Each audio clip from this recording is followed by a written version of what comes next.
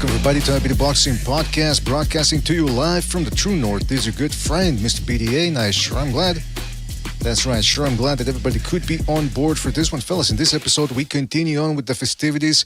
3 shows, because we got 3 big events coming up in boxing. All of them good, all of them jam-packed. So without further ado, let's get started with this one.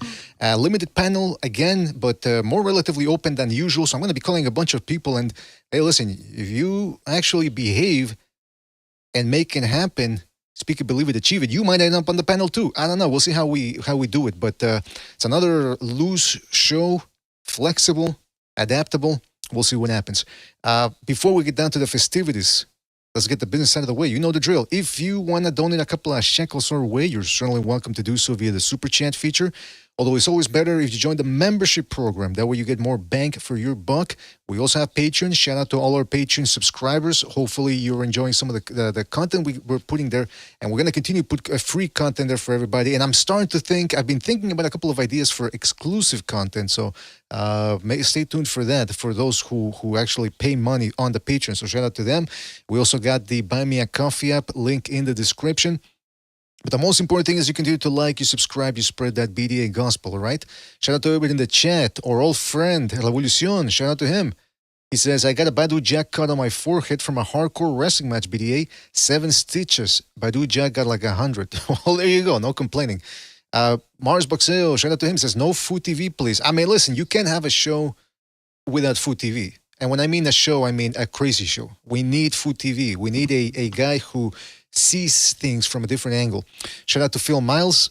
I don't know if that's Pigeon, but if it is, shout out to the Pigeon. There's only one Pigeon. That's Prince Pigeon.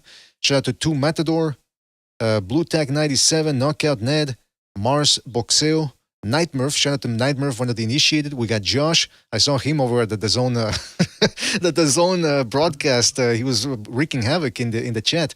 Shout out to Quicksloth, Mr. G.4L, JDA in the chat as well.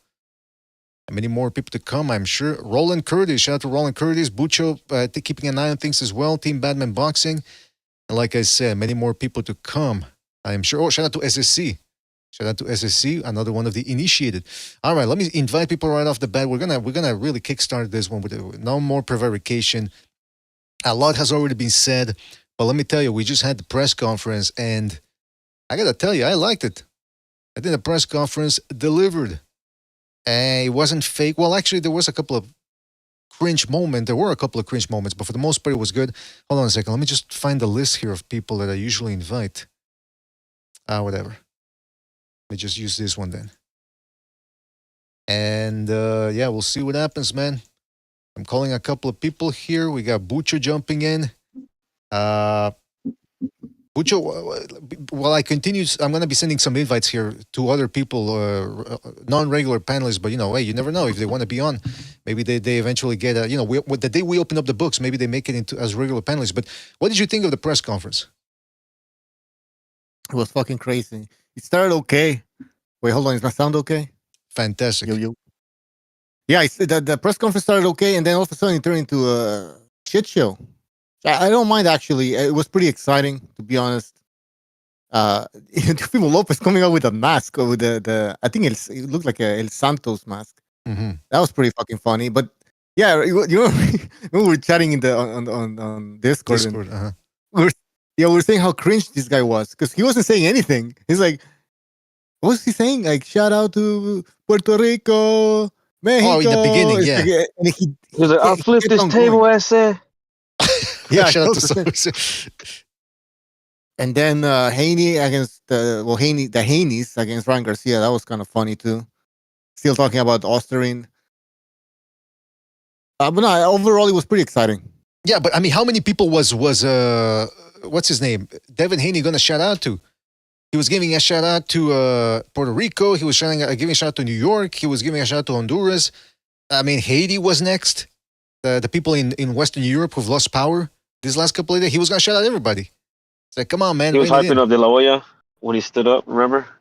Yeah, hey, by the way, how coked up was De La Hoya from 1 to 10? Do you think just a little sniff he had or a whole line? He was on 11. He was on 11.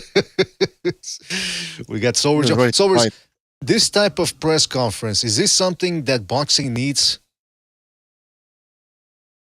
Yeah, no, it's almost so much, not so much the press conference, but the card. These are a lot of young dudes that, I mean, they're not so young anymore, right? They're like grown now. I wouldn't call them young men anymore, but they all came up together around the same age bracket, and everyone wanted them to see them fight at 135 and stuff, but now they're fighting at 140, 147. So it's a good thing. Boxing needs more of this. Instead of protecting these dudes, they're making them fight each other, and then they're building up to fight each other. Even the winners, like they're making like a tournament bracket almost, like a mini one. The winners are going to fight the next ones in the next event. Yeah, I like it, man. So it's good. Yeah. No, yeah, I like it. I mean, a lot of these guys, like you said, that's an interesting point. 5 years ago, or a little bit before that as well, people were calling Ryan Garcia, Tank Davis, Haney, and I forget who the other guy was. Was it Lopez? The Four Kings. And people always were complaining, they're never fighting. Now they're not all of them, but most of them are actually perhaps on track to fight each other. That's true. I wanted to ask to Bucho, this type of press conference, it wasn't necessarily too fake other than Teofimo Lopez's call-outs. Sounded a little forced, a little cringe. But other than that, everything else seemed genuine. The animosity, the trash talking.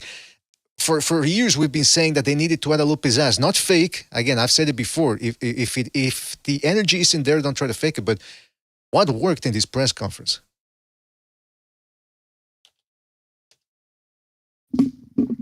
What worked? Yeah.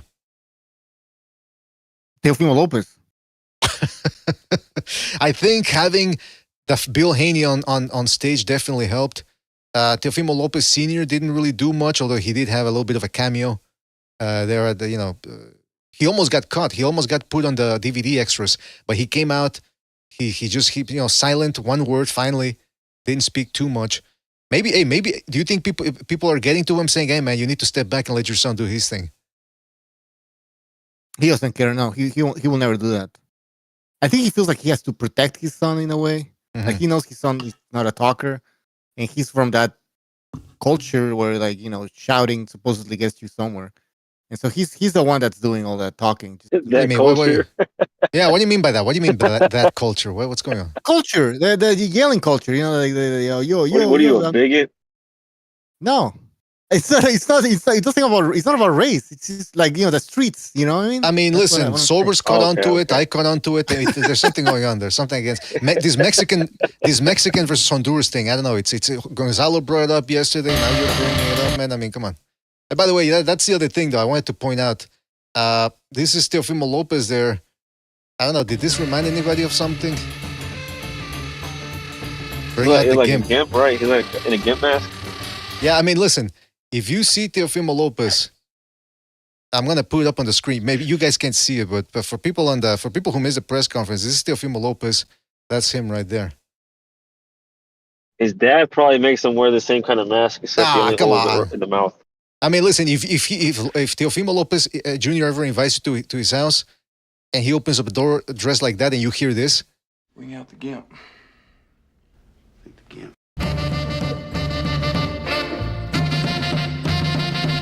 You better run away, man. You better run fast. I didn't hear anything. Oh shit! You didn't. Oh, okay. Sorry, but you guys can hear. Yeah, everybody in the. I got you on the. I don't have the I get open. But all right. Okay. So Sobers, did you give your prediction? I don't think you did. I think I did yesterday, didn't I? No, I don't think so. You did. Well, I didn't hear it. So. I wrote it down though. But the thing is, I didn't save, so I think I lost half of the prediction. You didn't even save it? Wow, bro. Yeah, okay, So no, he saved it, but he didn't. I think it went on for about 10 minutes about every fight, man. I have it. So it's Sobers Garcia sixth round. Teofimo Lopez by decision, and he said Ramirez split decision beat that ass. Whoa. Break that one down, man. Because I'm curious to hear from those who are picking the underdog. Oh, okay, I'll say it again. Sure. Okay, so I said this is the thing about these American fighters, bro. These young undefeated lions, right? Once they get bug broken, they're never the same. Well, I mean, listen. Sobers brought up a good point about all these supposedly defensive masters, these defense masters, these slicksters, who end up with CTE once they retire. And he makes a good point then, and perhaps today he's going to have He's maybe on Friday, rather, he's going to be proven right. I don't know. Yeah, on the Can I show ask yesterday, we had like 7 examples, but I can't remember off the top of my head. I remember I started off with the Miri mom when he Oh fought yeah, I Bernardo. remember She was that never one. the same after that. You know what? That's a good one. That's interesting. People keep bringing up the Maurice Hooker fight, but they forget that he also beat Amir Imam, who at one point, before Granados took him out, at one point Amir Imam was supposed to be the next best thing. People forget Yep. that on the message boards, on ESPN, they were talking about this guy like he was the next big thing, and then They called him the young master. nah, really? Yeah, I don't remember that. At least they didn't call him the professor. he had a lot of again. hype, bro. Well, that's Jedi true. Master. That is true. What else was I going to say? Oh, yeah. So in the press conference, Bill Haney was back to his usual self, calling out everybody. You ever notice that that's what he does? He asks questions. He always asks questions. He always wants people to answer questions for him instead of him making definitive statements. Well, what's that about? Well, I think Bill Haney's trying to trigger Ryan Garcia. He tried to. If you look at, I don't know if people know what happened during the open workout. Ryan Garcia was doing his open workout, and Bill Haney was yelling at Garcia. I don't know what he was yelling. He was just shouting and acting crazy. And then obviously at the press conference, the same thing happened. You know, he starts yelling at Ryan Garcia, asking stupid questions. He's trying to get Garcia all riled up. He doesn't like a Garcia that's focused. They see that as a danger. He want the crazy Ryan Garcia. I mean, yeah, Does that make sense? makes sense. That makes sense, man, because part of him has to wonder whether that Ostarine really caused, what was that really the difference that allowed his son, or rather Ryan Garcia, to beat that ass. That's true. And perhaps, I mean, he's playing all his cards, right? He's looking at all the angles, covering all his bases, and saying, you know what? Even if we really believe that the Ostarine is the real reason behind the loss, we still want him to be as weak as possible, as crazy as possible. And Bucho, you said that before. You said that Ryan Garcia, I mean, we were talking about whether he was containing himself, whether he was really trying to rein in his crazy personality to try to appear like he can. And then as soon as Bill Haney started poking, he lost his shit and started saying, I have multiple personalities. Like, who admits that? Hey, I'm schizophrenic, motherfuckers. He probably is. You know, but Brentley, I mean, he really hates Bill Haney. He even said it multiple times in different interviews that he doesn't have anything personal against Devin Haney. It's against Bill Haney. He hates Bill Haney. Who doesn't? I mean, come on. I mean, he used to sell drugs to kids, allegedly. He's shady as fuck, man. I mean, listen. Remember in The Godfather when they're having the big meeting between the bosses, the 5 families. And they're talking about whether they want to really get into the drug trade, and one of them goes, you know, if it was up to me, I'd keep it in the colored neighborhoods. Keep it away from children. That's what he said, right? Keep it away from children. Mm-hmm. This dude, Bill Haney, rumor has it, I don't know, again, I'm not making any definitive statements here, but the rumor has it that that's where a lot of his product was going. To the kids, to the schools, free samples to the elementary kids. That way you get them hooked. You get a young customer base that's probably going to be in the market for about 20 years at minimum, right? Or at minimum 10 years. So wasn't he having all of that in his kitchen floor? Yeah, I think so. Yeah, he had a bunch of naked black chicks doing it. You know, working, cooking up the meth and all that, packing it in. I mean, I gotta tell you, that's what I hear. It was that type of operation. And he might have been nude too, even though he didn't need to. But anyway, the point is, it's a sordid affair, and we don't go for that type of stuff here at the Boxing Debate Arena. As it pertains to, real quick, one last note. Teofimo Lopez. I'm sharing the screen here with you guys finally. And I don't know, man. It seems like he's back to his old tricks. He's trying to really play up the crazy angle.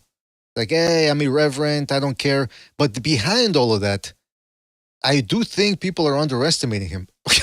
Okay, what the fuck? LL just sent me a picture. Okay, but what do you guys think? Is Teofimo Lopez the best guy on this card? The superior fighter? Well, I don't know about that. Maybe he's the most accomplished of the young fighters. Well, what do you think? Who will be the most talented? Hold on. The question is, who's the most talented? If it's not Teofimo Lopez, then who is? say That's what I'm Ryan, asking. but I don't know if he's reached his Ryan, potential. I don't know if Ryan. He's taller. He's bigger than all of them. He's stronger than all of them. He's faster than them. It's just he just has to make it happen in the ring. Right. But skill wise, I mean, Teofimo Lopez fought Lomachenko. He fought Josh Taylor. Nobody has his resume. That's for sure. Well, let me rephrase the question. Then. Let me put the question another way. Who would beat everybody else? Well, hold on. If these guys were to fight each other, all of them, at least once, would Teofimo Lopez be the one who would walk away? He'd probably walk away with a loss. I think we can all agree that. But would he be the one who would walk away with the most wins? I don't know. I think I'd maybe lean Ryan. And Ryan. Oh, is that right? You guys got King Ryan, huh? Well, he made a believer out of me when he made Haney shit his pants. Yeah, and that was at 140, and that was at 140. He's gonna be fighting at 147 now. I mean, listen, he's gonna be much stronger. Teofimo Lopez beat Lomachenko. And yeah, okay, Lomachenko was injured, but I mean, fuck it, the guy took the chance to fight a prime Lomachenko.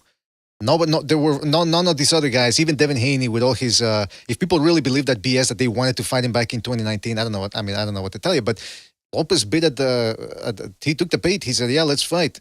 He took on Josh Taylor and beat him too. So, to me, he's the most proven guy. I mean, who did Devin Haney beat? He didn't beat Lomachenko. He beat Kambosos twice. Okay, good win, but Kambosos, look at him now. He's probably gonna get beat by Hitchens again, 12-0 in that fight. So. Ryan Garcia beat Haney, but again, who the Haney? Come on. I think it's Teofimo Lopez. And he's look at him. Look at those moves. That's who I said is the most accomplished on stage. He's accomplished on what? I was saying he's the most accomplished on the stage. But you don't think then that he is the best guy on that dais? Make fights, man. Come on. Next thing I'm going to hear from you guys is, well, Ryan got more footwork. He got better left hook. He got more skills. He got more dog. Come on. Come on. That's what I want to know. Let's go to the comment section here. We got a chance to go to the comments. We don't usually get a chance to read comments, so let's see what people are saying. We usually have some very good, high-quality comments. Nothing dirty, nothing excessive. Life and Logic says, Haney is talented. If not Teo, then who? Some rando says the takeover. OG Blaze says Ryan. Yeah, like the rapper used to say, Ryan. Mano says Teo is a little too small for 147 relative to the other fighters. That's a good point. It's possible that Ryan Garcia maybe even Devin Haney actually compete a little bit more at 147 by virtue of their size. Although Teofimo Lopez is not a little guy too, though. Look at the size of his arms. Mark says, I think Loma hadn't figured out, which is why Teo didn't want to. Look at that body. Jesus, look at that. But what was I going to say? Oh, yeah.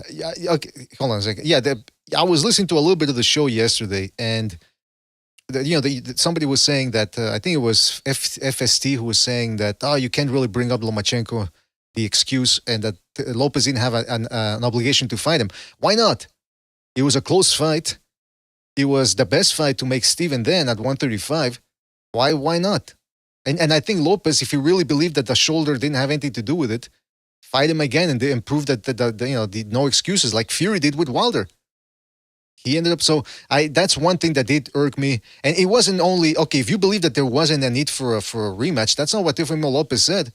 He kept saying yes. No, he said no initially because he felt disrespected and he never explained why. Then he said yes. Then he said no. Then back to yes and maybe. And then he never fought him again. There's something about Lomachenko that these guys just don't want to rematch him. But anyway, listen. Teofimo Lopez is, like I say, despite all of that, I do still think he's the best guy in that weight class.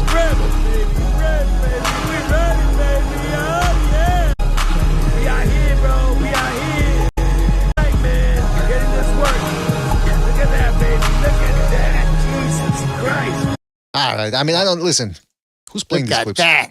Look at that. Oh, speaking of somebody, listen, it's 21st century. People are into what they're into. But this Barack and Obama guy, or what's his name? Barack and Osama? Those guys from the zone. Shout out to Sergeant. He's the one that put this clip. He gave us this clip. Barack and Ak. Barack and Ak. Barack and Ak. This is what, I mean, check this out. Getting upset-minded. Not to me. Oh, look at that. Showing off the abs. Okay, Barack, you see some of that? I like that. No, I don't mean I like that. What I'm saying is, you're too late. You're too late. I already killed it. Let's take it. I mean, did you guys hear that? You said, I like that. Abs. Okay, Barack, you see some of that? I like that. Some of that? I like that. I like that. I like that. It's not even I like that. It's I like that. He actually said, I like it. I love it. I mean, come on, man. What is that? I like that. Let's hear that again. Some of These that? guys are like weird. that. No, I don't mean I like Look, that. look at what I put in the chat video. Oh, hold on, man. I mean, it's too much, man. It's too much. Shout Okay, out hold on. to Knockout Ned. Oh, yeah, I played that. I was playing that while we were talking about Teofimo Lopez. I mean, listen, Oh, okay. 21st century, people can do whatever they want, but maybe, do it behind closed doors or voice your tastes behind closed doors. What do you guys think? Oh, See, there you go. They're keeping yeah, their I'll opinions. say, to yeah. them. We don't all need to know what you're into. You know what I mean? You don't got to hint towards that. Mm-hmm. You can keep it civil and just keep Exactly. it. I'm Keep it watching boxing, for the you know? boxing. I don't care about Teofimo Lopez's political views. I don't care about Barack's point of view. I care about the boxing. That's all I care about. Let's go to a super chat, by the way, before we continue here. Shout out to Life and Logic for his contribution to the super chat. And he says, hold on a second. He says, no, that's not him. He says, support. Well, shout out to you, Life and Logic. Really appreciate it. Shout out to Life and Logic for his contribution to the super chat. And that's going into the pay-per-view fund. Thank you. Really appreciate it. Okay, so yeah, let's read a couple of these. Already, I don't think if I should. I like that. I don't think I should read the comments. Now that I think about it. Come on. He supports. I like that. Hey, Barack, should we read the You comments? see some of that? I like that. I like that. I like that. Casamigos. I like that. What would you even say that? Nobody would say I like that. You know what I mean? Well, I mean, come on. I think he meant he liked the fact that he was in shape, but he didn't like it as in I'm getting hard. You know what I Well, mean? why would you like? I don't know. Oh, coming. I don't know, man. By the way, shout out. I don't know who's playing that. Shout out to Casamigos. And he says, out and proud. Come on. Joe says, BDA, play the rest of the clip of Teo flexing. His father was rubbing his hand down Teo's chest. And that's not true. Unless you saw, maybe you saw that he saw the on unedited version or the director's cut. I don't know, but I didn't say that, man. Shout out to Blue Tack says, I rate Teo. He's won fair and square and lost fair and square. Well, there you go. Manos says, laughing my ass off. It's like a Boots Ennis press conference. Oh, yeah. Food TV made a good compilation of that with Ennis's little laughter. He's giggling every time something dirty gets said. Shout out to Juan Do for his contribution to the super chat. He says, Ryan should have called Devin Nappy Head Gorilla. Come on. See, I don't... What was that? Ryan's father, what was he? Do you remember he made some fucking comment about the hair? Yeah, and then immediately Bill Haney said, no, it was Devin who said, that sounds like some racist shit. That sounds racist. What did Devin Haney? And I'm going all over the place here, but Devin, Bill Haney, said that. something about Spanish people. He said he was wearing a toupee. He was wearing a toupee, and he said, "You got nappy ass hair." So yes, that was it. He talked about his hair, and he talked about his hair, and he's like, "That's racist." Yeah. By the way, started. By the way, we don't agree with all the comments or all the super chats, but we are under a legal obligation to read them. That's just it's a legal thing that we're bound to. We can work around it. I asked my attorney and mentor Shapiro. If you don't read it, you don't get the money, right, BDA? Something like that. Actually, we could even get sued, I think. But anyway, shout out to Juan Do for his contribution. Shout out to Earl Stevens. Says BDA has those Teo clips queued up at all times. Not at all times, but most of the time, yeah. Blue Tag says, I was gonna say about the press conference. What happened today when Bill Haney was saying, "Why are they speaking Spanish? They're lying or something." He's like they're speaking in code and they're trying to like set something up or like they're trying to set a trap. Yeah, that was weird. I What's his didn't fucking get the problem? reference. Well, Bill Haney, I noticed something about him. He likes to raise bait a lot. He likes to say the Mexican fan base, and he said to that this one dude from Texas, he calls him a black Mexican because he said that he thought Ryan should have won or something like that. But Come on. he's Oh, had a history of doing that. You know what I mean? yeah, you're 'Cause he said, right. oh, you're not running with us. You must be a black Mexican. Like Well, whatever the remember fuck how? that means, right? Yeah, you're right because remember when he was saying that Hopkins has never done anything for our people, something like that. Remember, Yeah. BDA? I remember. You guys remember? I So remember, what you man. do for Yeah. the community, man? Yeah, the community. Yeah, He's prison, but talking what you about do black for the people. community, bro? Well, no, I think he said I've done my more people. for black. Butcher, I I've done think you more got for it. black people. It's like what?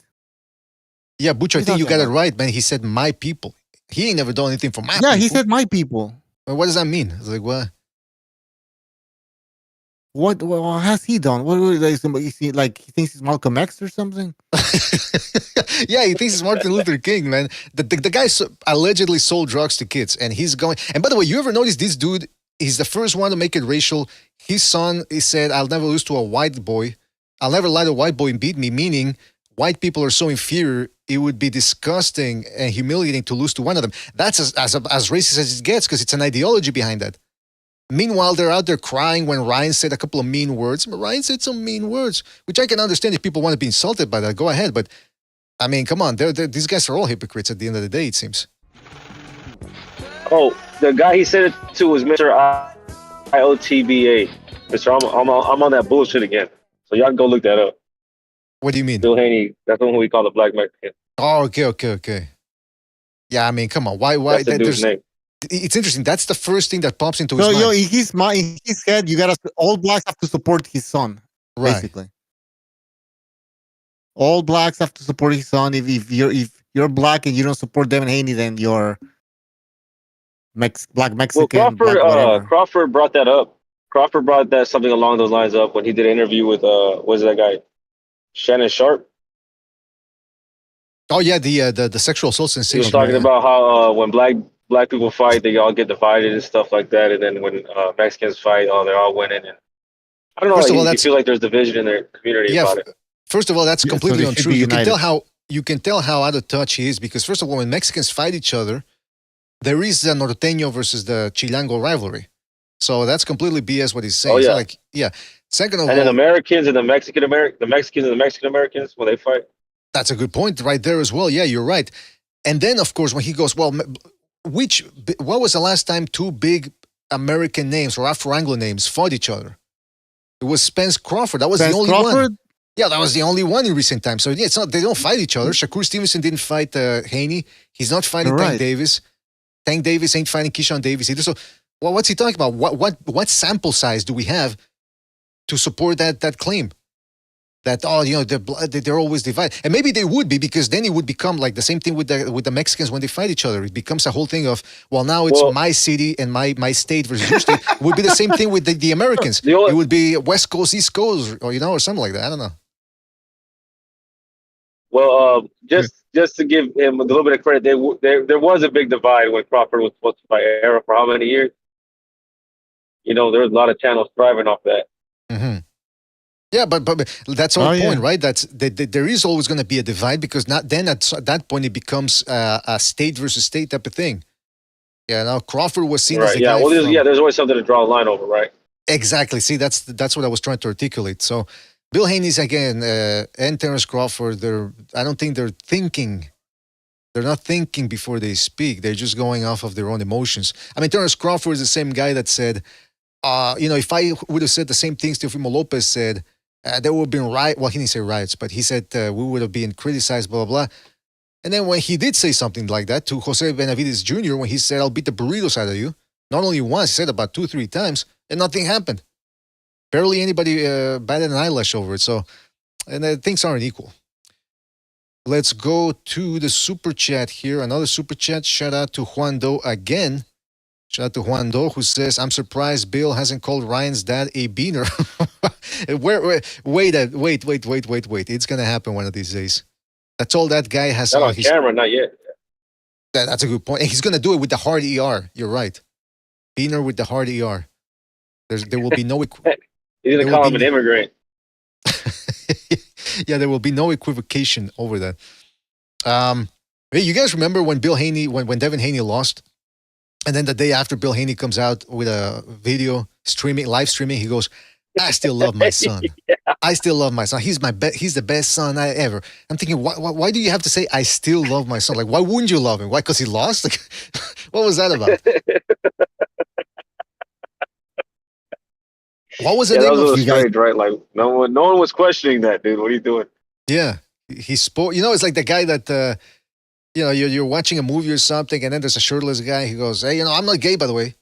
I'm not gay." It's like, what? No one asked you. What the fuck? He just comes out of nowhere, man. Yeah. I like the ladies. Okay, what? We're just watching a movie here. I'm not trying to make it weird, right? But I'm not gay. Right. It wasn't weird until you said that. Exactly. It was like Hawker in the chat. Hawker's the one that told me about Wes Watson, and he told me they used to be cellies. And then I said, "Oh yeah, that's interesting." Oh, really?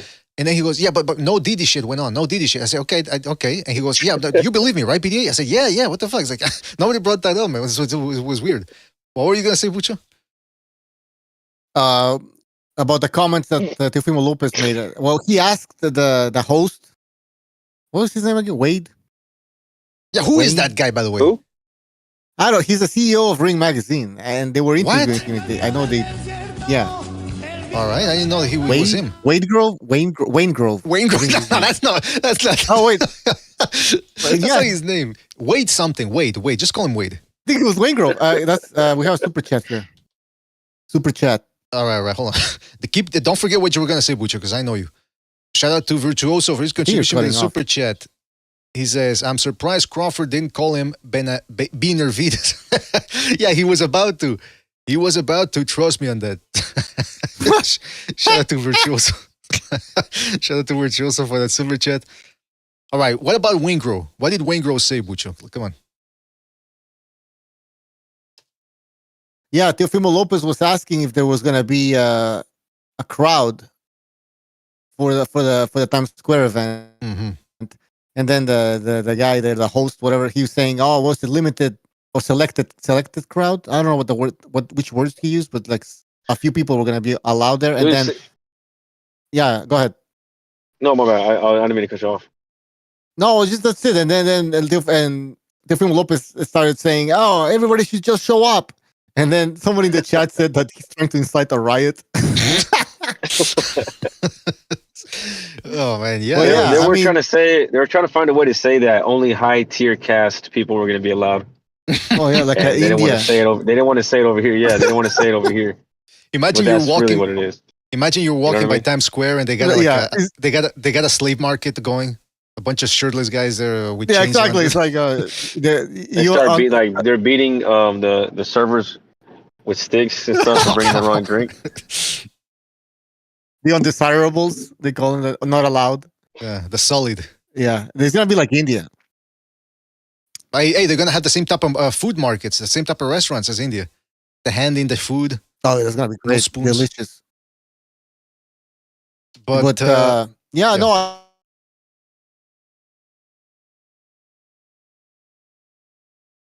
That's kind of weird. But if a bunch of people show up trying to take a peek, it's gonna be crazy. It's gonna be a lot of people, man. You're gonna get beat.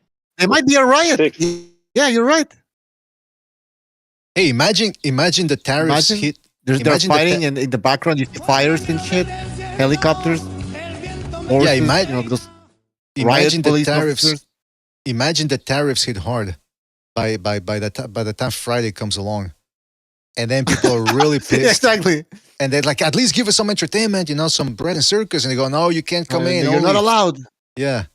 Only the initiated. Yeah, and then the sheik and his family are the only, and the rich people are going to be the only ones allowed. And then they're going to have to evacuate via helicopter. It's going to look like the fall of Saigon. Everyone trying to get into they're gonna the helicopter. It's gonna be like the Russian revolution, the Bolshevik revolution. That they're gonna send the army, they're gonna shoot people, and that's what's gonna kickstart the whole thing. You're absolutely right, man. Imagine the whole nationwide riots start because of this fucking event. Because Teofimo Lopez said, "Hey, everybody show up." Well, he backtracked it later and he said, "Just show up, something like that." Well, what did he say too? He said, "Pull up, don't pull out." And then the guy starts fumbling. It's a family show or something like that. He said, I forget. He almost stole my line, by the way. Oh my goodness. Real quick before we continue, shout out to Juan Do again for his contribution with the super chat. Hey, this Juan Do, you're paying for the pay-per-view for us, man. Shout out to you. He says, I hope Ramirez beats Haney. He says, I hope Ramirez beats Haney. Come on. Is this Okay, what is this guy doing? is Come on, this man. what's his name? Soothsayer. I think this is Soothsayer, man. What the he says, but again, I gotta Fair, read man. it. I gotta read it, but I think legally I am allowed to sort of edit it a little bit. So he says, I hope Ramirez beats Haney like shoe slayer style. I'm not gonna say the actual word, but I'm gonna say the synonym shoe slayer style. So shout out to Juan Do.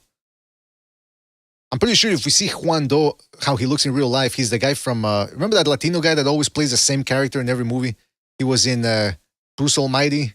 He Yeah. was in Training Day. Yeah, that's him. Hector. Probably him. He has the same name in all the movies. Yeah, exactly. Yeah. He really does. That's not a meme, is it? What? The one that looks like Gonzalo. No, his name's Hector in all the movies. No, Bucho. Oh no, that's you're the talking other about guy. Hector. Yeah, I'm not talking about Yeah, that's Sniper. the other guy. Hector is the bald guy. The bald guy. Yeah. The cholo there. Yeah, he's like a cholo. Yeah. Yeah, the other guy's the sniper. That was his name in Training Day, right? Yeah, Sniper. you're I right. think. You're right. But Oh yeah. He also plays a cholo all the time too. they changed his name at least. By the way, shout out to OG for some of the clips he's sending me here. This is Dan Canobio going around Times Square. He's taking a look at the facilities because obviously they're already started building it because it takes time. You know, they got to work the logistics. But then check this out. He's asking people who they're picking for the fight to win. And look at what apparently there's something. The results are surprising. I haven't seen this clip, so hopefully there's no N words being thrown around. I'm voting for Ryan, man. I'm going for Ryan. You're going for Ryan? I'm going for Ryan. Yeah, because he fought Devin Haney last year. Devin Haney, dude. Is that like the heavyweight? Oh, come on. Okay, so he doesn't even know. Like, dude, who was that? Was that Omar? I know that guy, the guy who played Omar is dead, right? In The Wire. He kind of looks like him. Black bandana. All right, and then he sent me this other clip here. I'm going for Ryan Garcia. You going for Ryan Garcia? How do you know Ryan Garcia? I like boxing. Look at that. I'm going for Ryan Garcia. Wow. You going for Ryan Garcia? How do you know Ryan Garcia? I like boxing. I like boxing. Hey, she sounded like Is that That bitch don't like boxing. come on. You know what? I think she does. And you know what? She sounded a little bit like Floyd Schofield Sr. My son is the best. The same cadence. My son is the best. And I've been telling y'all that. We on the come up. But Double L in the chat says she wants the BMC. She likes her little caramel in her coffee. That's what she likes. Hold on a second. I'm trying to read the comments here. All right, so shout out to Juan Do. Mano says the sisters love Latinos. Yeah, people. I've been in other panels where people try to get to you, or get to yours truly, and they go, Mexican women love me. I go, why do I care if a bunch of fat Mexican women love you? It's like, how does that change my life? You fucking idiot. Some rando says shit. Life and Logic says a heavyweight in the Philippines. Windy City says the blacks love Ryan. Some rando says, Devin who? Is that like a heavyweight? Yeah, that guy. Why is he picking Ryan Garcia? He didn't even know who they were talking. I think he was just ashamed to not say, he was ashamed to just say, hey, I don't know who these people are. It's like, oh, yeah. Yeah, he's like people in the YouTube community when you're talking about something and they go, yeah, I know that. Oh, I know that. Yeah. I know you is. But hold on, let me read more comments here. Yeah. Put the crumbles on the pie. Spread it on the pie. Yeah. I know what you mean, baby. No, I know. I got you. Shout out to Handsome Mechanic says Hector is half Italian, half Mexican. Who's Hector? Hector, sorry. Who's Hector? What are you talking about? Hector, aka Hector. Fuck, I'm missing. I'm not getting the reference. I'm not getting what? the one you were talking about, the actor thing, the actor? Oh, okay. I didn't realize his name. I think it was Pablito or something. Life and Logic says Juan Do is ruthless. Eric Brooks says Theo must have a spectacular performance for all the talk he's done on YouTube and all the racial crazy talk. He must have an early game. Well, to be fair, it's other people that keep bringing up the racial thing with him. He just wants to live life and talk about the fights. People keep bringing up that. What do you mean by this? And by the way, do you guys know? Well, let me read the super chat and then we'll continue talking about this. Juan Do, shout out to Juan Do. He owns 90% of BDA now. He owns 90% of the stock. Shout out to Juan Do, who says Devin is gonna call Ron a Latinx as a slur. You know what? That is a slur because we don't even know what the fuck it means, but we assume that it's something that they've kept. I think that's white people who came up with that to make fun of Hispanics. But shout out to Juan Do for his contribution with the super chat. Guys, what do you think about the fact that now I've heard it across the internet? A lot of people are assuming and attributing the infamous fruit basket that was sent to Keyshawn Davis a couple of weeks ago. They're attributing that to Teofimo Lopez now. People are repeating it now like it's a fact. What do you guys think about that? Well, it doesn't seem like Bill Haney believes that because he was sitting next to Teofimo Lopez and he was saying, "Oh, this guy's not a cheat like Ryan Garcia is." Like he was being all nice to Teofimo Lopez. So if he actually believed that it was Teofimo Lopez who sent the fruit basket. Wait, are you talking about the bananas? Yeah. What other fruit basket was there? Yo, I forgot who received the bananas. First of all, it wasn't bananas, just bananas. Keyshawn Davis. It was Keyshawn Davis. Right. Okay. But it wasn't just bananas. It wasn't just bananas. Yeah, there was a little watermelon. There was a bunch of goodies in there that he took the wrong way. What else is racist? Bananas and watermelon. There's even a Glock in there. Oh, come on. No, I don't think Bill Haney thinks that Teofimo Lopez did that, or else he'd be. He would be. But it's not just. I don't know if Bill Haney said that, but what I'm saying is I've seen other people across the internet just repeat it. Yeah. Oh, yeah. And so what do you think about that? Isn't that irresponsible? I don't know. I believe in innocent until proven guilty. So I don't know what they're accusing. I don't know what they're accusing Teofimo Lopez of. I mean, I don't know. I don't trust Keyshawn Davis. He admitted. He Go ahead, Zorz. Go ahead. No, I was gonna say because he made that little video right when he's eating the banana. Right. Watching the video of them react or something. Oh yeah. Yeah, people see that. And he was like laughing. He was laughing maniacally. Yeah, people see that and they go, "Oh yeah, he did it." It's like, what? How do you? Oh, because he's laughing at. How many people were laughing at that? At the ridiculousness of the situation. That doesn't mean they did it. He was just getting some potassium. Yeah, that's what he keeps saying, right? Potassium. Well, that's what he said. No, and you need your potassium. It's like eating bananas and hot dogs and corn dogs. Yeah, I really don't get the again. For some reason, my gut instinct tells me that was all Keyshawn Davis's team who were behind that. Because then when Kilmas or whoever represented, what's his name, Baranchik at the time, he was trying to tell Bomac, "Hey man, listen, we didn't do," and Bomac's like, "Don't worry about it, don't worry about it." And Thunderdome's the one that pointed out, "It's like, why not? Why aren't you worried about that?"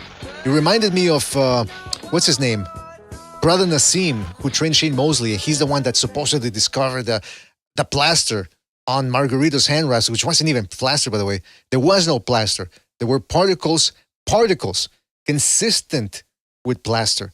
So in other words, that's like if you put ice on the hand wraps and you go, "Hey man, there's particles consistent with popsicles, icicles. Those are the strawberry ones. Like that doesn't mean he had strawberry popsicles in his wrap." So anyway, Nassim Richardson, he's like, "Oh man, he said he was on record saying that he wanted to physically harm Margarito once he found out about the wraps. And guess what? The fucker didn't even show up to the hearing, the California Commission hearing.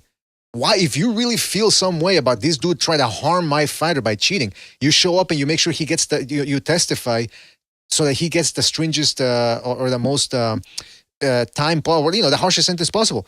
Oh no, he changed his mind because they were going to ask him questions and that was going to poke holes in the whole story. Same thing with Bomac, it seems to me. Hey, we didn't send the thing. Oh, don't worry about it. So then why did you bring it up in the first place? It's completely nonsensical. Well, read the super chat and then I'll mention something. I don't want to read the super chat. I want to keep talking. All right, hold on. Shout out to Juan Do again for his contribution with the super chat. Again, I think I can retire now. Shout out to Juan Do, who says Theo should throw bananas at Devin during his fight. Well, first of all, that's going to constitute. First of all, he has to win his fight. And he's going to be fighting after Devin, I think. So that would be. Well, I don't think he should get distracted by doing that. But that's going too far, Juando. That idea. And by the way, he's not saying it's the greatest idea, but at least he's giving ideas. That's for sure. Don't forget to hit that like, fellas. Hit the like, hit the like, hit the like, hit the like. Really helps us out. What was I going to say? I was going to say that Ryan Garcia mentioned something. He said something about Snack when he was having that back and forth with Bill Haney. And Bill Haney looked shocked. And he started stuttering. I don't know if you noticed. Speechless. Yeah, he was speechless. No, because he kept bringing up the Ostarine. And then he said, "You were with Victor Conte. Shut your ass up." And he really had no comeback for that. Yeah. He He didn't know what to say. That's why he always asks questions, because he doesn't want people bringing things up to him. Well, Right. When people just ask questions because they don't even know what about this? What about that? What about and they think they're arguing. That's pretty much Bill Haney. But then when Ryan Garcia mentioned Snack, man, his demeanor changed completely. He actually said, Bill Haney actually once said, well, when the FBI, they work with criminals, yeah, but they don't put them to work in the same field in which they got caught. In other words, if let's say for some reason, FBI agents or profilers were working with child molesters, right? They're not going to put the child molester to work in a school or near children. And it's the same thing with Victor Conte. He was working with athletes. He was giving them PEDs. And now he's back working with athletes. The whole thing, again, nonsensical. And people just go with it. And speaking of nonsense, this is something that, again, the Haneys have been ignoring since this whole fight occurred last year. The Garcia Haney fight. Hold on a second. Let me play it for you. I think you guys know where I'm going with this. What is that? Riots? No, that's not it. 3 days after, 3 days after, the fight on Saturday, you see what happened, but it's okay. Wins and losses is what makes us bosses. We did everything right in training camp, no excuses. I just don't know how. First of all, okay, that's for people that don't know that's Devin Haney's half brother, I think, because they don't look nothing alike. This guy looks like he looks like the Sheik's brother. But anyway, he's saying we prepared for this fight. Like, what did you do?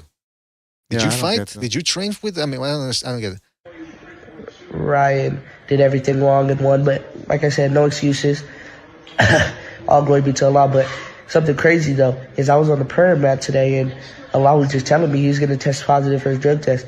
Keeps going in my brain, and I'm like, no excuses. I mean, come on. This was days before. First of all, I'm not even an expert on Islam, but if Allah talks to you, then that makes you a prophet, no? And by the way, even the prophet wasn't contacted by Allah himself. It was through Angel Gabriel. How do you know all this? I've done my research.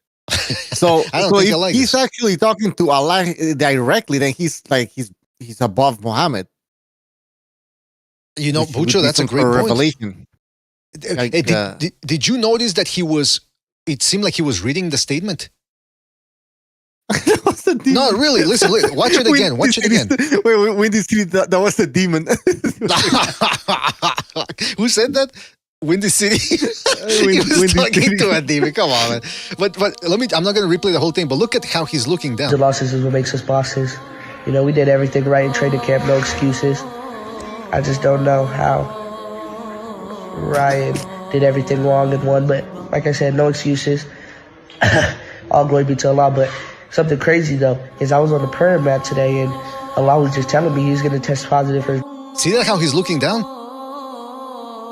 Yeah. Like he's reading something off a phone or something. I bet you Bill Haney's dirty fingerprints are all over this. Okay, so here's what you're going to do, my man. You're going to read this statement, because we already got everything worked out with Victor Conte. Don't worry about it. We got to connect. All you got to do is read this, all right? My N-word. My N-word. Shout out to you, my N-word. You know what I mean? So they had, again, do I have proof for this? No, but it's like Reckon I said. You can't prove this beyond a reasonable doubt, but where there's smoke, there's fire. that if it ever came out that Vada is compromised, that if hold on real quick, that if Vada is compromised, you wouldn't be surprised. Well, what did you see? What's on the chat? Blue Stack 97. His mother, that thing.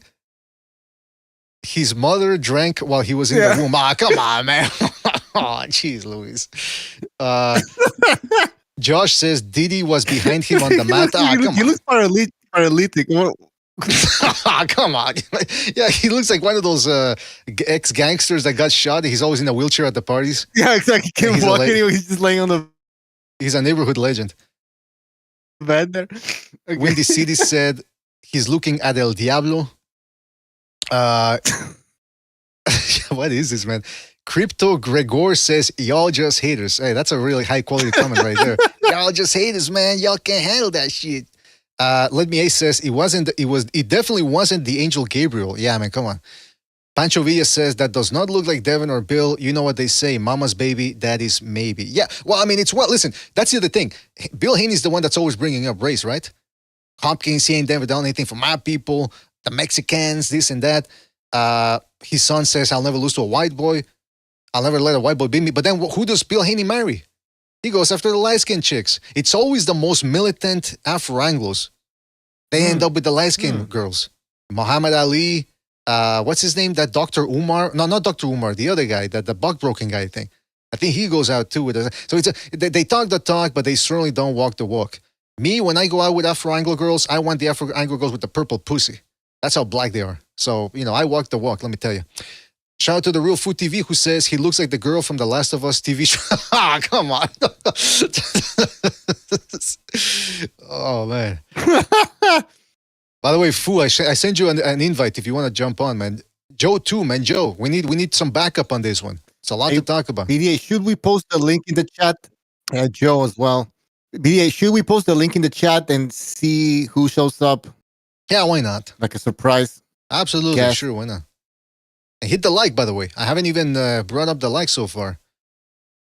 Come on, we're 36 likes. Come on, get it up to, listen, I'm not going to be greedy. 50 likes. 13 people hit that like now. Now it's up at 37. Come on, guys. 2 seconds it takes. Clack, like that. Sobers, what do you make of all of this? I don't know if you're still there, man, but the Devin Haney's half-brother or whatever he is. I'm right here, bro. All right, man. Well, what do you think about that? Devin Haney's brother. Because I'm not cackling like Bucho or what? Come on, man. I'm not asking for the cackling, but I mean, a little participation. No, but what did you make of the Devin Haney? Okay. What did you make of Devin Haney's brother? Remember that? Last Vision? I know what he's saying is troubling and right. It's weird with the, Allah told me this and I had a dream, whatever, but I really can't get over his stuffy ass nose and him like... It sounds like his nose is full of mocos and mecos. So it's really hard to get past that, dude. So, I mean, it is really weird that he just predicted this full failing a drug test. And I don't think, how nobody brings that up. And, they can't even answer it. Ryan Garcia actually brought this up to Bill Haney when they were confronting each other on the little panel. He said, why'd your brother knew I was going to fail the test? And they're like, shut up. Is there Ostarine in your system? Like, So he was just trying to deflect. It was very incriminating, I think. Yeah, you're right, man. And Allah's contacting him, telling him all these prophetic visions of the future. He couldn't give him a little Claritin, a little Allegra. Come on, man.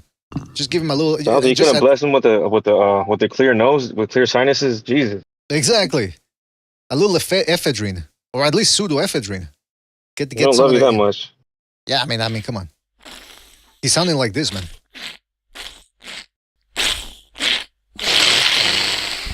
That's disgusting, man. That is disgusting. You ever go to the movie Seriously, theater? Dude, it's hard to even listen to him because that shit. It's like, oh.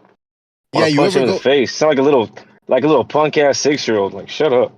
You ever go to the movie theater and you just happen to be next to somebody with a stuffy nose, or that whistle?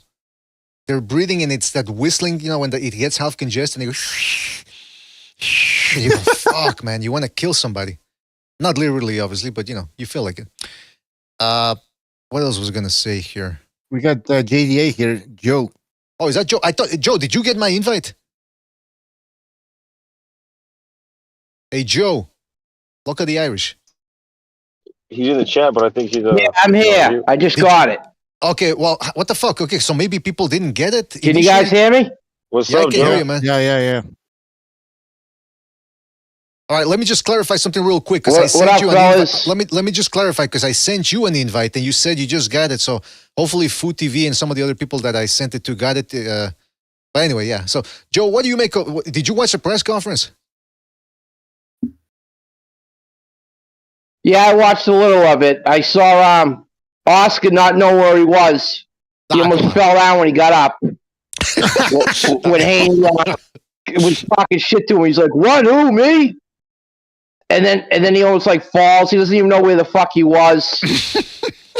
I mean, You're right. I He thought it wasn't was even paying hysterical. attention. He wasn't even paying attention because he didn't. What did Bill Haney say? He was, he was somewhere else.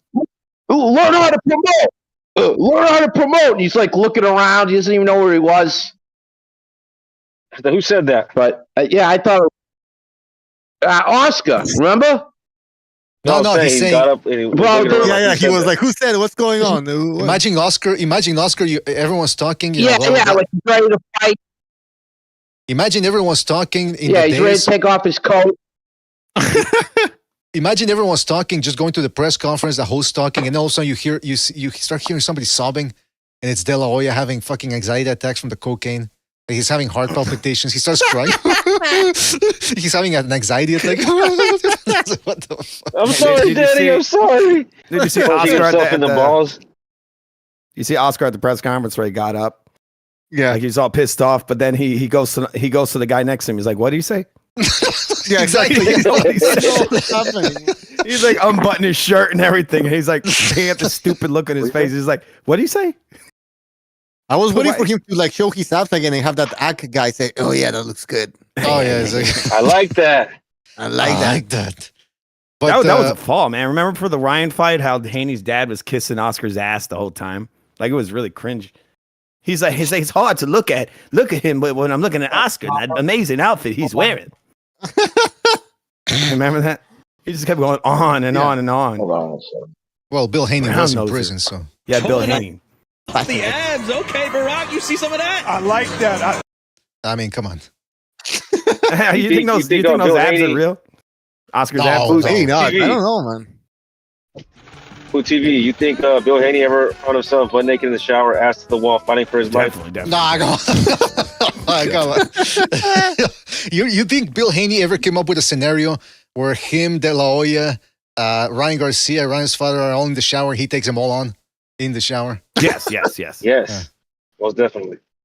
It's like in the what's I'm it sure he called? shadow boxes before he takes a shower. You know what I mean? One time he had to turn his back away from the wall. Come on, wait a minute. You have to admit, They got me. you have to admit, there's something terrifying about the naked shower fight, like in Eastern Yes. Promises. I mean, that is horrifying, especially if there's blades involved. I mean, that dude that came up with the scenario for sobers had a pretty interesting story. Because Well- I would, he what he did, he says he puts his back to the wall and then he fights fire with fire, right? He's just like fucking everybody around him or trying to. What I think, look, I would think like if I was gonna put my ass to the wall in prison, I'd have like a shank, right? Like I'd craft a shank out of like a spoon or something, like that, right? This guy's like, I don't need a shank, I got a dick. That's what he's thinking. Oh, jeez, Louise. Where's this going? Where's this podcast Sorry, going? It's kill or be killed mentality, you know? Yeah, I'll get you yeah. before you get me. Sorry. That's all right. That's all I mean right. it. That's for another. That's Did for you another- know? Did you notice how drained Ryan looks? But then Devin Haney's a big motherfucker. Like, how does he make the weight? The guy looks he's not cutting at all, and he's enormous. Yeah. You notice that? Yeah, it's insane, man. I noticed that when his dad was talking shit about Ryan, because Ryan's all sucked in. He's trying to make the weight. But then you look across from him as Devin Haney, he looks like Ron Perlman in his prime. Right? Like big ass. He's like, he looks like he's got to be like he looks like he's fucking 200 pounds, right? Wait. Ron Perlman from Hellboy or Ron Perlman for Quest for Fire? Which one? I feel like Hellboy was his prime, right? Or maybe Blade 2 around there. Probably Blade 2, I'd say. What was it? The other one, Blade 2. City of Lost Children or Oh, something? no, He was in that one too. Alien Extinction, right? Or what's it called? Oh, yeah, that one too. Yeah. I think that his prime really was Blade 2. That was peak Ron Perlman right there, right? Hellboy was when he was bald, right? Yeah, that's right. Yeah. He had a little bit of hair. A little bit of hair in there. Yeah, like Devin Haney. You know, the hairline's like By the way, in the middle of the head. That weird goatee. Kind of thing. Yeah. Haney, does he have a goatee? Something, I feel he's like he really does. patchy. Right? He's got one of those one of those fucking Haney beards, right? Hey, by the way, real quick, shout out to Josh for his contribution with the super chat. He says Haney's brother is a female to male tennis prodigy. Ah, come on. What is that? What is these super chats? Well, first of all, shout out to Josh. I tend to I get the reference though. I mean, I get the image. You're right there, but I don't know if you're correct in making it. But listen, these super chats, like I said, legally we're obliged to read them. which are really wait, the chat. Dennis from Boston. Dennis from Boston says, "Pearl man's a big Jew." Come on. What is yeah, exactly. Nothing wrong with that, right? It's a big I don't know where. I don't get it. Like, fuck. Anyway, Perlman was pretty badass. He really was. Perlman's also the guy. I remember he was in that. He does the voiceovers for the Fallout games, right? Does it? Yeah, I think he did that. He does all the intros. A bunch of games. Yeah, I remember in that episode of The Outer Limits where he goes to the abortion clinic and that lady gives birth to like this fucked up demonic looking like insect thing. You ever seen that? No, that was good. Yeah, that was a good episode. Just saying. On a side note, yeah. Ron Perlman is also the guy who once said, and I'm not kidding, he said he hated Donald Trump so much that he was happy that one day when he had met Donald Trump, he'd come out of the bathroom, Perlman that is, without washing his hands. And then shook Trump's hand. So that became a meme. Oh my where God. People kept saying that. Yeah, so that became a meme where people were making fake tweets from Perlman saying, "Hey, little Donnie, I just took a shit in my hand and wiped it all over my face. How you feeling now, little Donnie?" He's like, "What?" but you know he always does that. There's nothing new about that. Yeah, exactly. Yeah, he always he had just a little more poop on his hands.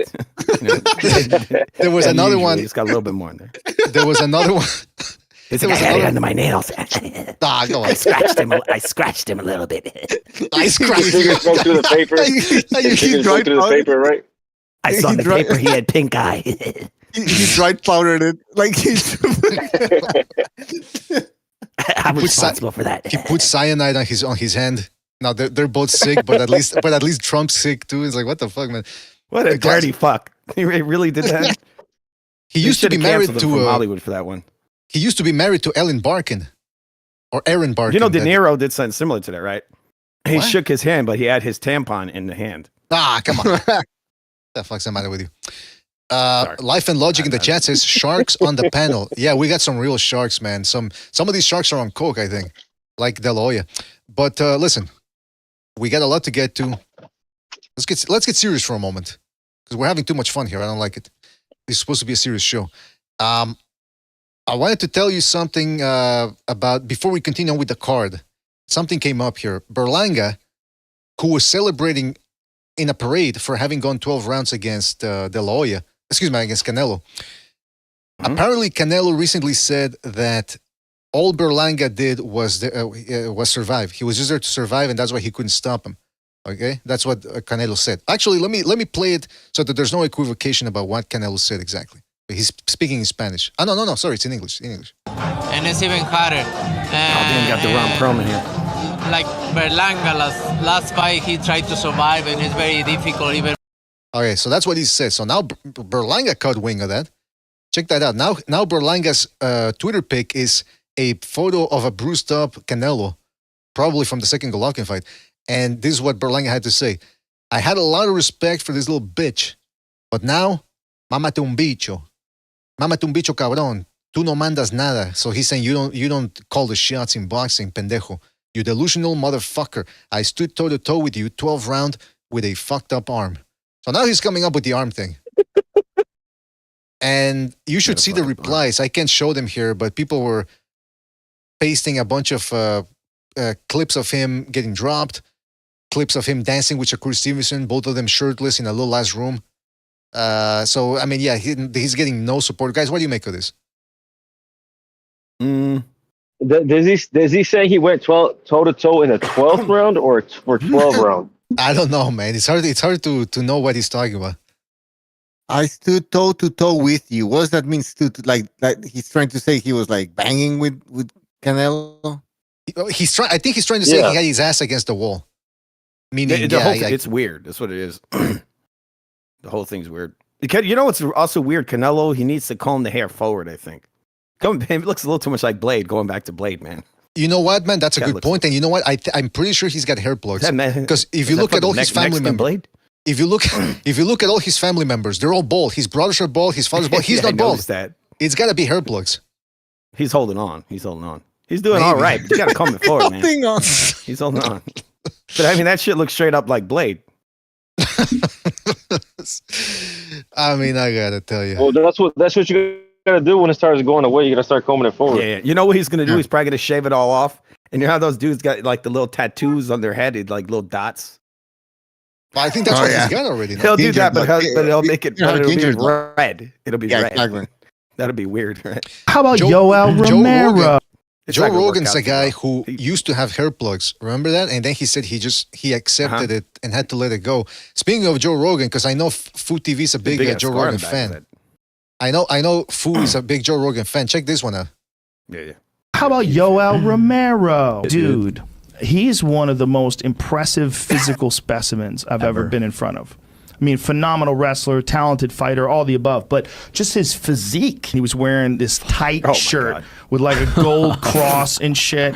And, you know, it's skin tight. He's going deep on that one, huh? He's wearing a tight shirt. He's got that super tight pants. Jack. How did it go? Jack. He's such a great fighter. Yeah, why are you talking about the tight shirt? This is he's wearing this tight shirt. This is a 2-minute 30-second tight shirt. This is a 2-minute 30-second video, and it's called Joe Rogan Loves Jacked Men. It's a compilation of just him saying how jacked people are. Oh man, that's hilarious. Shit. I mean, Joe, come on, man. He's a great fighter. He's like one of those gay dudes who likes to work out a lot, you know? I mean, dude, he don't have to wear a tight shirt. The motherfucker's shirtless all the time. Does he even wear shirts? I feel like he's the point. Romero, like everywhere you see him, he's not wearing a shirt. Well, listen. Everywhere. I wear multiple layers of clothing because I don't want. I feel uncomfortable. I don't work out to show it off. I work out to be in optimum shape to defend my neighborhood. And my people.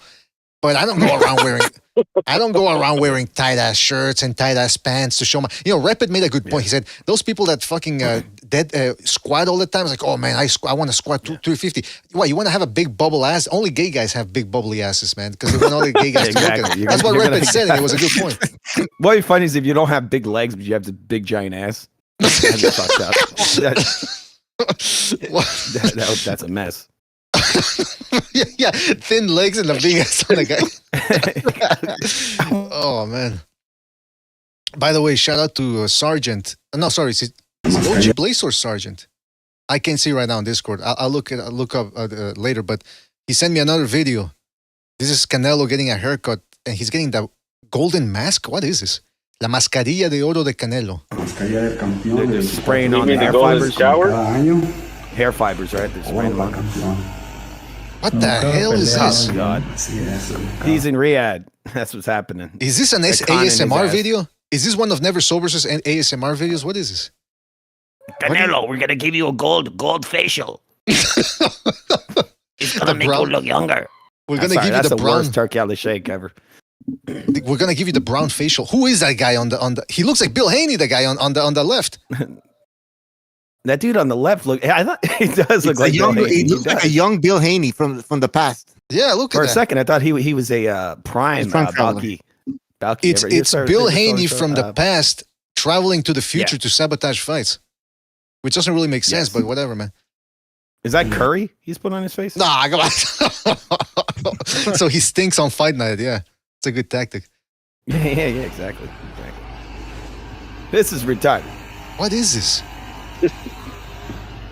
Hey, this is a bad look guy's for like Canelo. Caressing. Is that like a new kind of way to shave someone's head? You see that? It's like, that's a weird fade, man. It's circular motions for a fade. I don't know what that's a bad look for Canelo. People accuse him of he's ducking Benavides. This is worse, man. Mm-hmm. Oh yeah. Yeah, now he's wearing those pajamas. I don't know. I'm gonna edit that other shit into that video. Where he's like, and then I tell him I have to pee. And Remember that one? I'll blend those two together. I don't remember that one, man. Oh, damn. It's a little. You know that they removed that from that video, right? They removed it from that interview. What do you talk about? I never heard about him having to. What? Explain. I mean, what do I do? Yeah. I have to. Full TV's. He's talking like as if everyone's in on the context. There's an interview where Canelo did. Where most people know says this. that.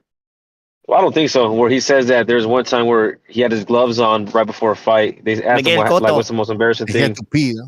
And he said, I had to pee. You know what I mean? So he made Eddie Reynoso grab his dick and pull it out and so he could pee and then put it back for him.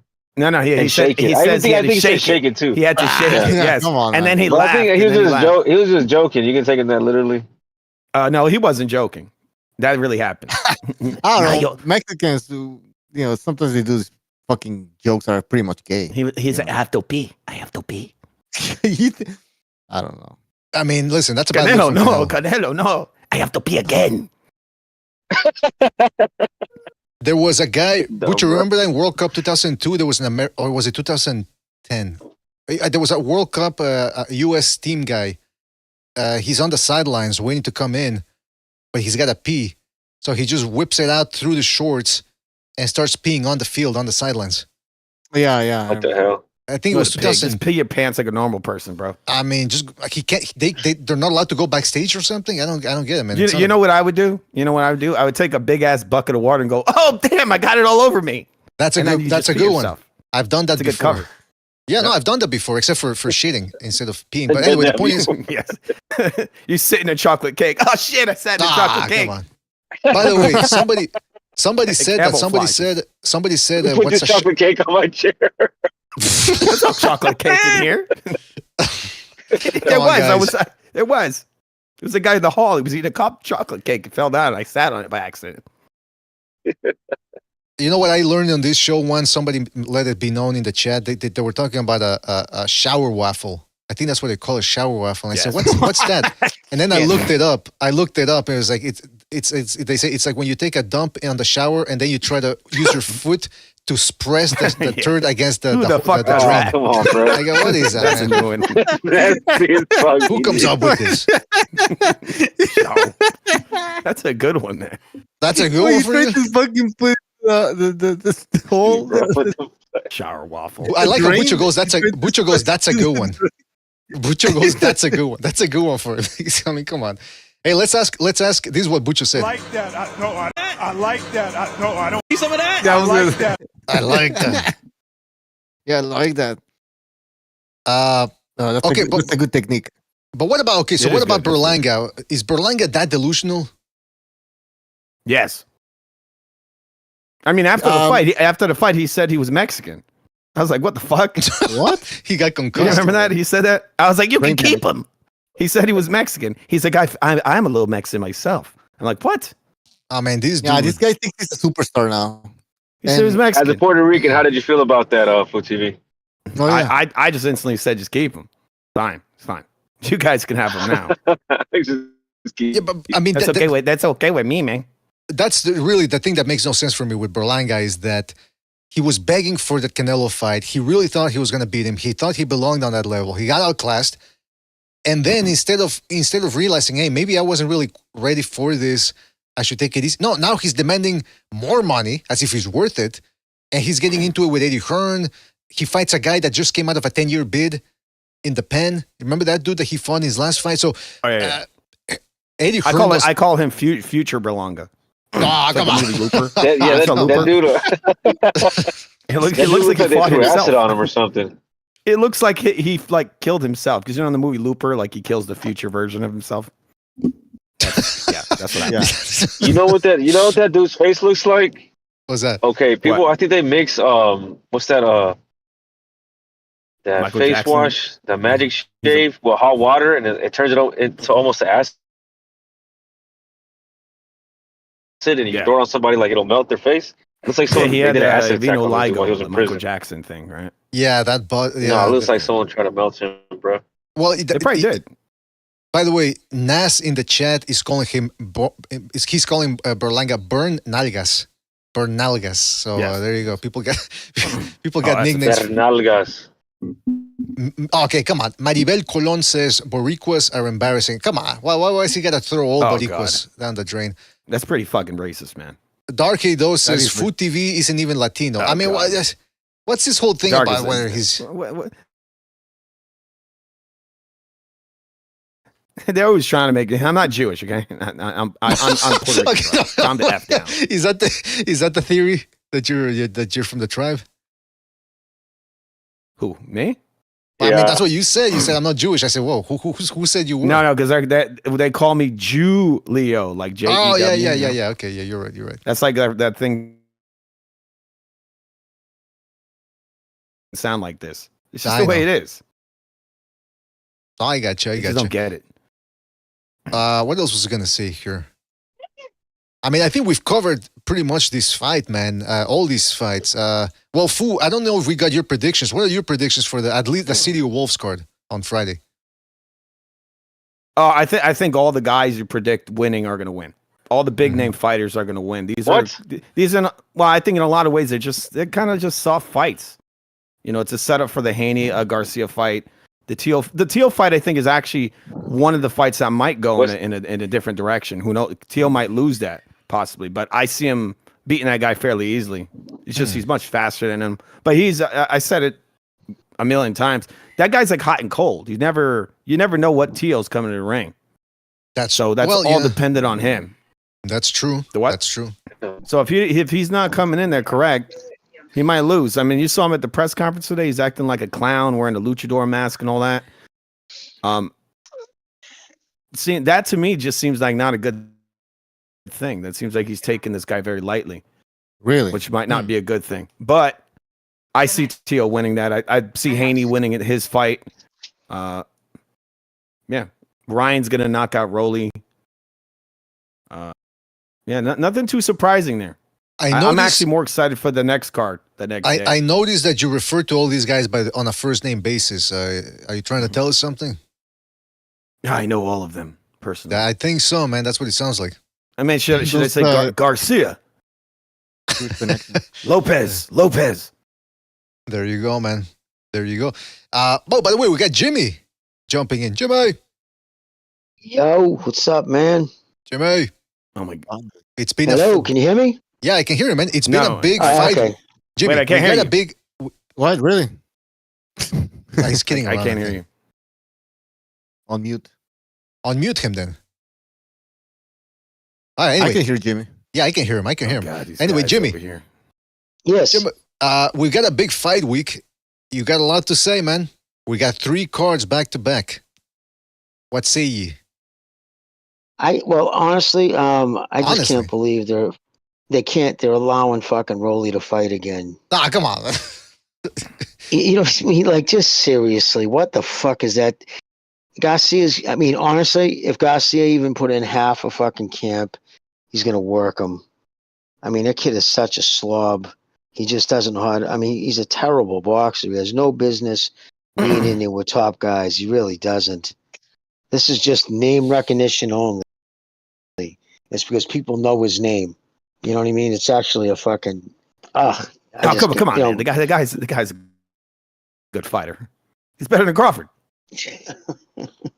All right, that's Food TV being provocative. But keep going, Jimmy. Keep going. I'm messing with you. Don't worry. No, I know. Of course you are. I don't know. I didn't know that, but you never know with Food TV, man. Nah, I'm kidding. I'm not kidding. The guy's very underrated. I mean, well, anyway, probably could beat Crawford, dude. You never know. Yes. I mean, yeah, in the Special Olympics, maybe. But... come on, Jimmy. Off night. Look, if Crawford fell out of a car at 100 miles per hour, we might be talking. Okay, so Jimmy, honestly though, I think he should just work on some stuff he needs to work on. You know what I mean? Keeping his hands up high, just working on his movement a little. Because I mean, if Garcia's worst thing, in my opinion, is his footwork. He has terrible footwork. He's got lightning quick hands, and he's got a great snap and left hook. But he's just got to get off that L frame and dragging that rear foot. If you got a little bounce to his step and start snapping those fucking lefts out, jabs, it would completely confuse people. Like, I wouldn't even waste that on Rolly. Like, if he, you know what I mean, I would save that for Haney. But somebody should be working on it. and literally trying to change some of the fundamentals of his stance. He's got those tank controls, right? Yeah, play Resident Evil PS1. What Hank, excuse me, what Haney's going to do this time is fight him totally different. He's not going to try to fucking block. He's not going to try to brawl with him. He's going to stick, move, and make him rely on his feet. And then he's going to get frustrated. He's going to start winging big shots. You know what I mean? So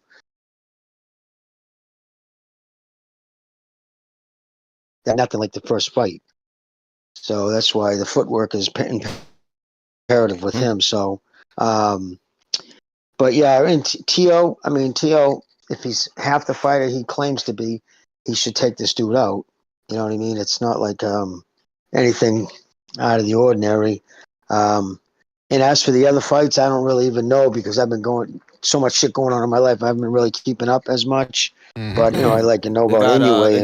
Carrot Top is fighting David Duchovny in the You're talking about celebrity deathmatch over here. We got Barboza. Yeah, the other fights, just to recap for people, we also got Barboza Teofimo Lopez versus Barboza for the legitimate, undisputed junior welterweight championship. I was reading that the zone chat during the press conference, and they announced Lopez as the undisputed champion. And people, he's not undisputed. He's never been undisputed. Shut your fucking holes. I'm getting tired of this. Undisputed in the 4-belt era. These people will go with anything. I'm telling you, the day they bring out the IBO or IBA, the IBO as an official title, these people are going to go, oh yeah, you need all 5 belts to be undisputed. Fucking idiots. So we got Barboza, Lopez, Garcia, Romero, and in the first fight is going to be Haney versus Ramirez. Also, they're going to have a firefighter, New York firefighter taking on NYPD guy. Who are you guys rooting for? I think the firefighter. So who's Haney fighting? Ramirez, Jose Carlos Ramirez. Yeah, Ramirez. Oh, which Ramirez? He's the guy that was the champion. He's the guy that lost to Taylor when they were fighting for. Okay, that Ramirez. Yeah, no kidding. The prime Ramirez would have gave him a good shot. Which depends on how fresh his legs are. I mean, he hits pretty hard. He's got some dog in him. Let's just see if his legs can keep up.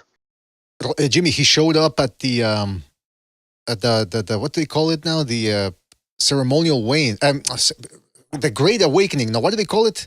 Grand Arrival. The Grand Awakening. Yes, the Great Awakening. That's a bit dramatic, man. That's fucking dramatic. The quickening, and this is. He showed up and he showed his abs, Jimmy. He lifted up his shirt. He showed that he's cut. Yeah. And he was so cut that even Barack, one of the guys from the zone, this is what he had to say. Hey, Barack, you see some of that? I like that. No, I don't mean I like that. What I'm saying is, you're too late. You're too late. I already killed it. Let's take it. Did you hear that? The guy turned into Arnold Schwarzenegger. I like that. He liked the abs, Jimmy. So he's in shape at least. So who showed his abs? Ramirez. Oh, I thought you said. I thought it was Oscar for a minute. He seems to show his abs everywhere. Yeah. Well, that's a good sign. That shows he's been training. Yeah, no. So that he could give he could give Haney some hard times because he's a crafty fighter. It couldn't be if Haney isn't right in the right head. Because remember, he is completely. When you lose that first time as a pro, it changes your mindset when your whole career it's been all about undefeated this, undefeated that. Never let a white boy beat bullshit, and then to get fucking beat up like he owed him money. That was fucking that shit that takes it out of you. Yeah, but Jimmy, in Haney's mind, he never lost because of the Ostarine. Right? So do you think that can help him in a way, like his mentality, thinking, I never really. Yeah. And the thing with that Ostarine, oh my God, good. Let him think it was all Ostarine. You know what I mean? He might, maybe he thinks that, Jimmy. I mean, I don't know. He's crazy. What a fucking weirdo. What an absolute weirdo. Yeah, convince yourself that's it, and not that you took him lightly, and you thought you could go in there and fucking stand toe to toe and brawl with him. Well, they suckered him into that fight. If he didn't act crazy, that dude probably would have pulled out last minute. Oh, you're right. Yeah. He probably thought, this guy's drinking, not taking it seriously. Fuck it, I'm gonna. It Yeah, he was a 10-1 underdog, I believe, wasn't he, when it went off the night of the fight? I think. Yeah. Yeah, that's why it was shocking when I saw Haney just jump right at the opportunity to have that fight because he thought the guy was shot. They just kept thinking that tank fight. Well, you know what, man? People say no, because in the build-up to the fight, they did say that they weren't overlooking him. But then Devin Haney, in other interviews, in the build-up to the fight, he would say Ryan Garcia hasn't improved since the amateur days when we fought. So yeah, they thought it was going to be easy because after the Tank Davis fight and previous to the Tank Davis fight too, people were saying that about Garcia. Oh, he's just an Instagram model, this and that. They didn't understand that the guy has speed, power, and a little bit of skill, which all of that combined does make him a dangerous fighter. So the Haney is definitely the speed and power alone. Speed is deadly in boxing. Speed is just like that's just you know what I mean. You got speed, and you can crack too. I got it, man. I got got good timing, good accuracy as well. Yeah, and if if he gets his fundamentals, his footwork to match his upstairs, he'd be a legitimate fucking badass or whatever weight he competes at. Let's just see. Let's just hope he does, man. But so Ramirez, now I'm kind of looking forward to seeing that. And who's fighting with Barboza? Is it's Tio. Tio, huh? Yeah. Huh. Lopez. Oh, shit. Hey, Jimmy. Barboza what's Barboza's? Yes, brother. No, go ahead. What? What's Barboza's what? No, I was gonna say, what's Barboza's KO ratio? It's about like a little bit above 50, I think. Let me check. Less. Not less. Yeah, He's still fucking. He still avoids. Like, seriously, who's the big puncher that Fimo has ever fought? Taylor, maybe. I'm trying to think. He's got 11 KOs in 32 fights. Yeah. Oh yeah, so he's not less than 34%. Yeah, see that, but that's kind of fucking his. That's kind of been his MO. Have you noticed it, man? Yeah. He always fights guys who fucking don't really crack that hard. He hasn't had a TKO or KO in 9 fights. Wait. Hold on. Jimmy, we're talking about Barboza. Just to make it clear, Barboza is the guy with 32 wins, 11 knockouts. Yeah, so I'm talking about Teofimo Yeah, Jimmy's talking about how I was talking about Barboza. Guys with power. Yeah, that's what I was saying. That the two big punchers that I can remember him fighting was Comey at 135 was relatively big puncher, and Taylor. But then again, Taylor, he's proven that prior to that fight and then afterwards too, he was already drained. He had nothing on. Yeah. No zip on those shots. He didn't take it seriously. Nothing. Yeah, he was pushing his punches last time I saw him fight. So, but still, no fresh young pups who can crank it. Yeah. Well, there's rumors that he might fight Boots Ennis at some point. Barboza? Yeah, Boots Ennis would beat his ass. Yeah, I think Boots Ennis would fucking beat his ass. Teofimo Lopez, he's too small. I think he'd get fucking beat up. I think that would actually be a really good fight. I think T.O. is more skilled than Boots. So I think that would actually be a really good fight. Hey, let me ask Jimmy this. This guy, yeah. Then this is important because we're talking boxing, that's fine. Jimmy, have you ever met somebody? Because you've been around the fitness days, bodybuilding. Did you ever meet anybody with fake abs? What's that, with fake abs? Yeah. No, because you can't have implants in your abdominal muscle. It's like you can do it in your calves. There's even been people who've had fake shoulder implants, but mostly calves, pecs. There's fake fucking men get fake pecs, upper pecs, like the upper regions, kind of hard to build up. So there's been guys who aren't professional bodybuilders because they can't hide that on stage. Calves are the only ones you can hide. But you don't get deep serrations, the big fucking like the deep. You can actually see the muscle fiber and shit like that. You're talking about bodybuilding? In bodybuilding, yeah. So there has been implants. There has been bodybuilders with implants. If you look it up, there was Arnold Schwarzenegger had them. He had calf implants.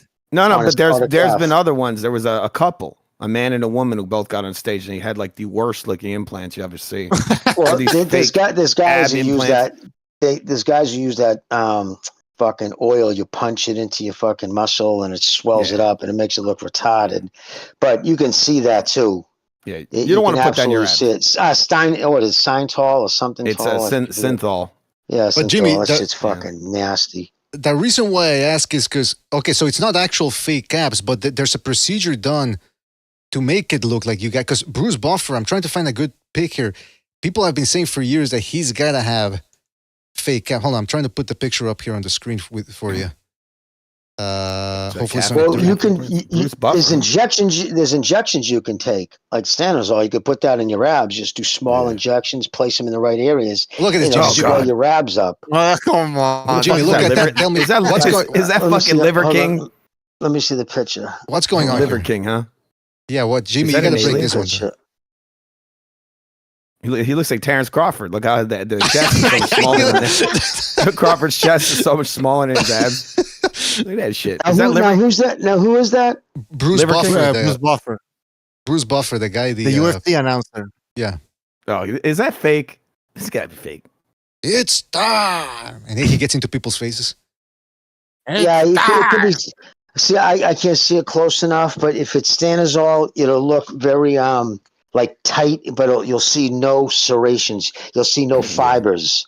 That dude skipped chest day always. Yeah, exactly. What the fuck is that? There's no chest at all. It's just all abs. He's a giant ab.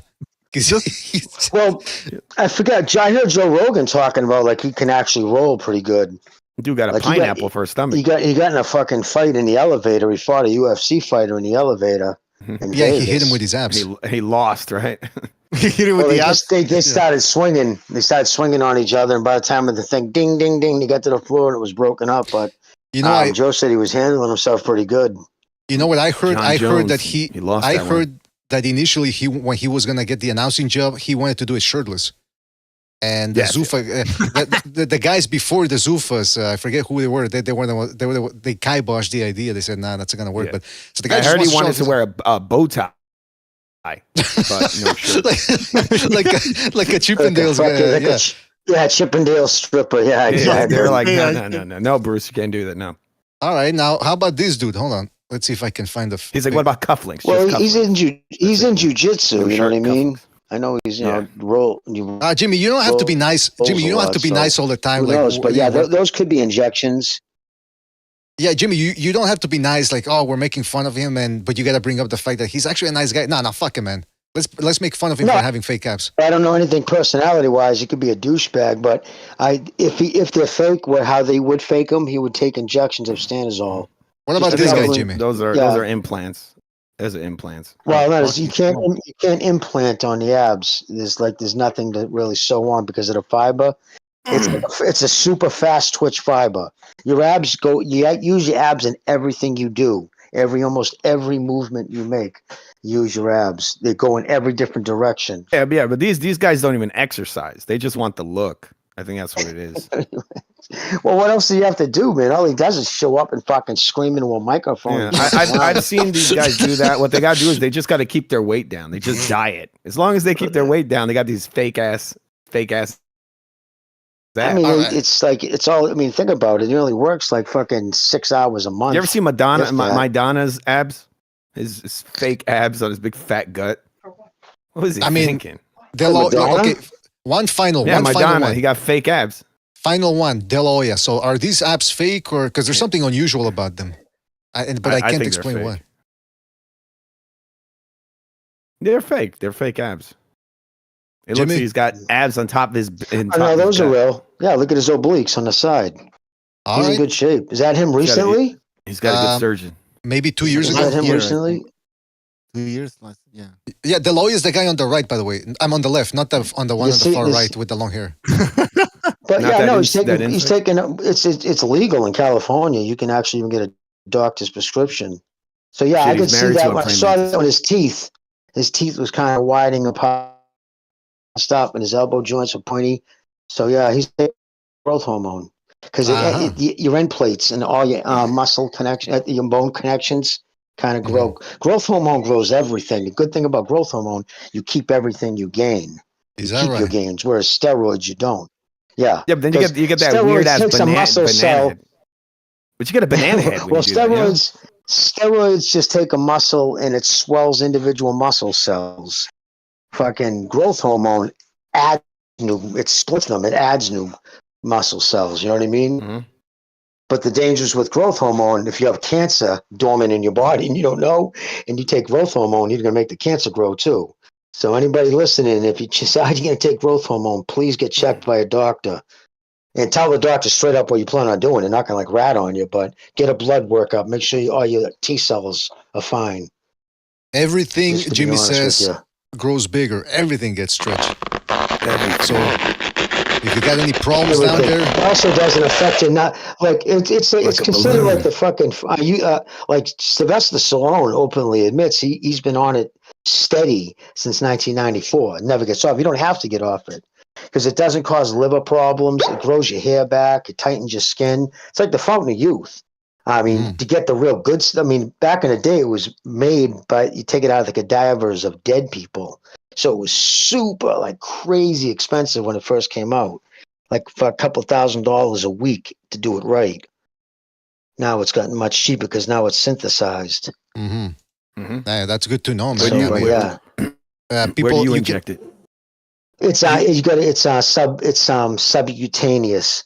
Oh, you don't shoot it in a vein, and you don't shoot it into a muscle. You got to shoot it between your skin. You just got to shoot it under your skin, but not into the muscle. That's why everybody does it in the lower abs. Stick it in the fat. See what happens. So well, no, you don't want to stick it in the fat because it'll stay in the fat. It won't. Your body won't absorb it. It's subcutaneous, so you have to lift your skin up, put the needle in from the side, make sure you're not in any vein, any muscle or fat. You have to have it in between the skin in your fucking body. That's why you see the easiest place to do that is your abdominal area. Right, that's the fastest way to get it, right? Because you can inject it in your knee, and it'll probably have the same as your ass. Yeah, but it'll be sore as fuck, man. You know what I mean? Like, it'd be crazy to do it on your knee. Because I like the HGH in my knee. The injection site is pretty sore after, and because it leaves a little ball, it hardens up. Well, you ever see those, like, there's a picture of Floyd Mayweather and Roy Jones, like that dude Haymanites. Yeah, those little like mosquito, exactly, Bucha. They look like mosquito bites. Those look like little peas under your skin. Those are injection sites. They stay for a while. The thinner you are, the more in shape you are, like the fat, the more you're going to see them. Like John Jones, you could see them. Like, there's a bunch of pictures on the internet. You know, people circle. Look at that. You know, growth hormone injections. But yeah, no. So that's the liquid. That's the, like, steroids aside. I mean, it's better. The best shit to take if you really want to go psycho, you take growth hormone, insulin, and very little steroids. But you fuck around with the insulin too much, you can make yourself a diabetic. So that's real dangerous. Louis. But, but you get the most insane pumps you've ever had in your life if you take insulin before you. I'm just curious. When you were doing peak bodybuilding days, you had an expert guiding you, or or were you doing it all by yourself? Dan Duchesne, the guy in federal prison. He was in federal prison for a long time. Hold on, what's his name? Dan Duchesne. Douche? He was the douche. Yeah, Duchesne. Duchene, I believe. Duchesne. He was Steve Duchesne. He was considered the steroid guru. Like, that dude, he took everything. He wrote all the stacks, like the wife beater, it was called. That was like Anadrol 50 with Cypionate. It was called the wife beater because it made you crazy. I took Anadrol 50 just once, and my liver literally started aching after 3 days. Jeez, Louise. Yeah, I remember. That's how toxic it is to. It's brutal. In a rage, like, you wake up in the middle of the night, you just want to fucking choke somebody, dude. It's insane. I feel like come out Stanozol 50 to 50 milligrams. I feel like I start off at a quarter tablet each. Hey, by the way, then you would have a hard time. That dude, was he from? Yeah, Was he from Louisiana, or was he French Canadian? Because the name sounds French. Duchesne. Yeah, it is absolutely. It's 100% French. It's French Canadian, absolutely. But was he? I can't remember exactly where he's from. Okay. Just curious, because if he was it Dan Duchesne? Did I say Steve? I think it was Dan Duchesne. Might be Dan. Let me check. Steve Dan Duchesne. I think. Yeah, he was. He was the steroid. He wrote the steroid handbook. But then from trial and error, and the problem is, like with most people, everybody abuses everything. You want your body to work for it. You don't want, because you got to understand how like muscle cells work. You have like these teacups. You don't want to fill them up. Like flooding is the same thing like a kid will build an engine, right? Put a fucking 350, in a car and put a Harley double pumper, so all 4 barrels are open at all time. Worse, you want your engine to fight for the gas, right? In Screenboard, if you flood your engine, you bog it down, it kind of dulls out. The same thing with steroids. People just take too much, and they're literally you're fucking wasting it. And like you want your body to fucking, because the more you take, the harder the crash is too when you come off. So ideally, you take as little as possible to get the gains you're looking for, and to stay away from the hard, like Stanozol 50. Like you can't even get that anymore. Really, you probably have to know somebody who can make it up in the lab. Stanozol 50s. Man, I'm telling you, man, I'd be afraid. 5s from India, those were good too. Pills, 5 milligram tablets from India. All of that sounds very fucking rocket pills. All of that sounds very complicated. I'd be afraid to get into it. By the way, people in the chat are saying Andy Dufresne. You know what? It's interesting about that. The guy who played the Shawshank Redemption, Tim Robbins, they make him look like a wimp in the movie. The guy's 6 feet 5 inches tall in real life. The actor, Tim Robbins, he's a tall motherfucker. Because I was watching. He's a libtarded. Yeah, he's way gone. But he was at the premiere of Ring of Fire, that documentary about Emil Griffin killing. What was his name? Benny the Kid Paret. And I think Tim Robbins was one of the producers or something. So he was at the red carpet. This guy was fucking towering over everyone. He looked like he could kill a bunch of people if he wanted to. And I said, man, how the fuck is he getting raped in Shawshank Redemption? He's a tall motherfucker. He's like what's his name? Sauron in the beginning of Lord of the Rings, just fucking everybody up, just swatting them like flies. I have a hard time believing that. He's a giant guy. Yeah. He doesn't. I think he's got fake abs too. I'm saying he would do the rape. Yeah, in his name, the guru who spreads the gospel of steroids, published 1988. Yeah, Dan Duchesne. Oh, he died. He died fucking in 2000. I didn't even know that. No shit. Probably died of a swelled up heart. Yeah, his name.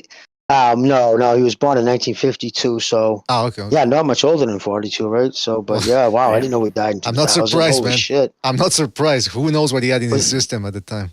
HGH. Oh, he took everything though. He had insulin. He had all of it. He's there rubbing elbows. He wasn't a big proponent of insulin. Yeah, insulin makes you all fat. It kind of makes you fat. The diuretics, they'll kill you. They'll make you die. It killed Andre Munzer from Germany. He was the most shredded bodybuilder ever, and he literally died. He went and started cramping, and his blood pressure shot up, and he went to cardiac arrest because of fucking taking too much on diuretics. Literally, there's diuretics. You shoot it in your ass, you literally have to stand over the toilet. Because the minute you shoot that shit, you start pissing. It just sucks all the moisture out of you, which is people have just no dangerous. idea. These dudes are out. These dudes are shitting their brains out the day before and they go on stage, and they're like, yeah. A kid I knew, we used to go, like, there's a kid I knew from Lowell, right? Crazy bodybuilder. He never got super jacked, but his thing was getting ripped. He used to have to wear these big fucking cushiony fucking flip flops because he had no fat on the bottom of his feet. Oh, he was less than 2% body fat. Whoa. That's insane. So wait. Just walking on the ground. If you take diuretics, you got to time those perfectly, right? Because you don't want to get on stage and you're not quite emptied out. Yeah, well, they take water pills. You can take some water pills. So you try not to. Well, the night before a show, that's when you carb up. Yeah, but what if you take the diuretics and they're not quite done? Yeah, you don't know. Yeah, I know you won't because you'll cramp up on stage. Yeah. I've seen guys do that. They have to literally get carried off stage. I mean, everybody's had them. Everybody here has had a muscle cramp in your leg. How painful they are. Yeah, imagine one of those. Fucking, you can't, and it doesn't go away. You also get a cramp from like trying to hold it in, right? Hey, like, Jimmy, the diuretics aren't done working. Jimmy, did that dude you're talking about? Did he pass away from being 2% body fat? What happened? You're clinching. Andre Munzer, yeah, he died from the. He was just too lean. He didn't have enough body fat. You could have X amount of body fat around your internal organs. Is that the guy they call Shreds? They call them Shreds? Yeah. Andre Munzer. Was he the guy? He was a guest poser at the New England's once. Did he play the father in the Monsters? No. Okay, I'm kidding. No, he was a German guy. Spoke good English. He was a really nice guy. Most bodybuilders aren't approachable. Yeah. Like my favorite bodybuilder of all time, the English guy. He was kind of a douche when you first met him until you kind of like Yep, Dorian Yates, my favorite all time. He was kind of a dick when we first met him, but after we talked to him and he saw that we weren't meatheads, me and my buddy, he was like, and then he warmed up to us. Well, he's a big drug. He loves psychedelics, right? No, Jimmy, he's a thinker. You know what I mean? He really is a fucking, a hardcore fucking. He had crazy training principles. He took him off the Metzer Brothers from California. I heard he likes club music. Okay, what is this? What is this? That trivia hour? I hear he likes long walks in the park. He likes. You know the bodybuilder Greg Valentino. Yeah. Yep. He's actually from where I'm from, and he talks about that. He says he saw him at no, he's not Puerto Rican. He's Italian. And he was at a club. He saw Dorian Yates at a club in the city. He says he was wasted on like LSD or something and just dancing around. Something like that. From 1997 to like 2002, any club you went to, like if you asked for a drink, everybody drank water because everybody was popping ecstasy. Yeah, exactly. He said he was all fucked up. He was staring up at the ceiling and he's looking down and he saw him because he's on like the balcony. And there he's like twirling around in a crowd of people, big ass bodybuilder, high on drugs. He's pushing everybody. He's pushing everybody. Twirling around. He's a fire hazard. He got like fucking glow sticks. He's a fire hazard. I made up the glow sticks for you. Hey, by the way, probably sweating up a storm. You notice we started talking about fitness. Shoulders got real quiet. He doesn't work out. I don't think. He just does a couple of push-ups and that's it. So it was like I use water bags. That's it. Yeah, in prison. I'm just joking. Obviously, so. Whoa! Are you trying to say Sobers is a prison guy? No. It's a made joke because if you say water bags, guys in prison know what that means because they took all the weights away. Yeah, they use water bags. Yeah, they use water bags. They fill bags up with water, and that's what they use to like curl and shit. Hey, by the way, since we're talking about like who do you know, who do you not know, Jimmy, have you ever heard of Father Joseph McGuire? Father Joseph McGuire. Is that the fucking? Was that the anti-Semite guy? No. This dude, I didn't even know who he was until a couple of days ago. I was reading about Father Joseph McGuire from your neck of the woods, Lowell, Massachusetts. He was a businessman. And then by the time he was 38, suddenly he left his business, and he was a profitable business. He sold missile parts to Cape Kennedy. And all of a sudden, he left all his enterprises behind, became a priest. And then it turns out that he was gradually getting the powers to heal people. And it's been documented that indeed he was healing people from incurable diseases. So when I read Lowell, Massachusetts, I was like, wait a minute, isn't that where you're from, Lowell, right? Unless I'm mistaken. Oh yeah. Oh yeah. Father Francis McGuire. Joseph. He died a while ago. I heard he died like 20 years ago, though, right? Didn't he? He was old when he died too. He was real old. Is that right? He was real old. Yeah. He lived fucking close to 100 years, if I remember correctly, too. Whoa. Father McGuire. Father Francis. They used to call him by his middle name. Ah, okay. I see. He used his middle name, Father Francis McGuire. So he did. For some he reason. was a famous figure in that area. Must have been though. Oh yeah. One of the more known Roman Catholic priests. Yeah. Jeez Louise. All right. He famously said, "Show me the money." No, that's the other McGuire. What's the matter with you? You're getting them mixed up. Jerry Maguire. Yeah, sorry. That's right. 1999, I believe. Wrong guy. The classic. Of course. What was I going to say, man? When Lazarus left, by the way. I think he wanted to ask Jimmy questions. Gwen, come back. We're still going to be here for a couple more minutes. Now, if I'm remembering correctly, did he also get sentenced to prison for molesting kids? Oh, I don't know about that. The articles I was reading were from. Oh, okay, because I know there was a McGuire from this area, maybe from Dover. Yeah. I think Dover, Mass, which is one of the most expensive areas. Like, you don't speed in Dover. That's like one of those towns. It might be Tom Cruise. He's Scientologist. You can't trust him. Do you mind if I ask you a question, Jimmy? Yeah, no problem at all, man. Now, Dorian Yates, that's your favorite bodybuilder. So I just wanted to ask you, because I know this is a big debate in the bodybuilding community, and I think me and Quags got into it like months ago.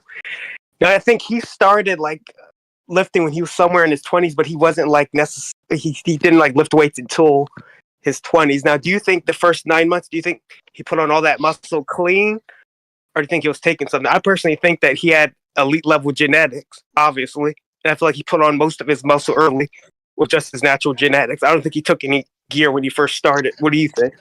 Yeah, I mean, it'd be stupid. It'd be stupid to take steroids when you first start lifting weights because you make gains naturally better than, like, why flood your system? That's like ridiculous because you can make crazy gains natural, then you hit a wall. And that's when, people usually start. But yeah, I'm sure his first few years, he started, I believe, but I think, didn't he start when he was 16 recreationally? Because he wanted to be a soccer player. He was a good soccer player, but he started working out and then he got the bug. That's what usually happens. So most bodybuilders start lifting weights for a different sport and then they realize they have the genetics for it. But he did a crazy, like he did failure workouts, like every workout. He'd only do 1 or 2 sets, but insane weight to failure. No counting. It was everything to failure. Is that good or bad? It's good for putting on dense fucking hard muscle, but it puts your body through hell. You pay for it later in life, which I believe he is. He's got back issues now, shoulder issues, elbow issues. Yeah, you put your body through it, but it's an excellent way to grab fucking put on thick fucking. That's why he had such deep serrations in his muscle. His muscle was just, but then it got ridiculous after him. By the time it got up to Jay Cutler, then you had the extended abdominal guys. That's from growth hormone because all your intestines grow from all the growth. So when they relax their stomach, their stomach's literally sticking way out. The fucking disdained stomach. Yeah, that's just gross.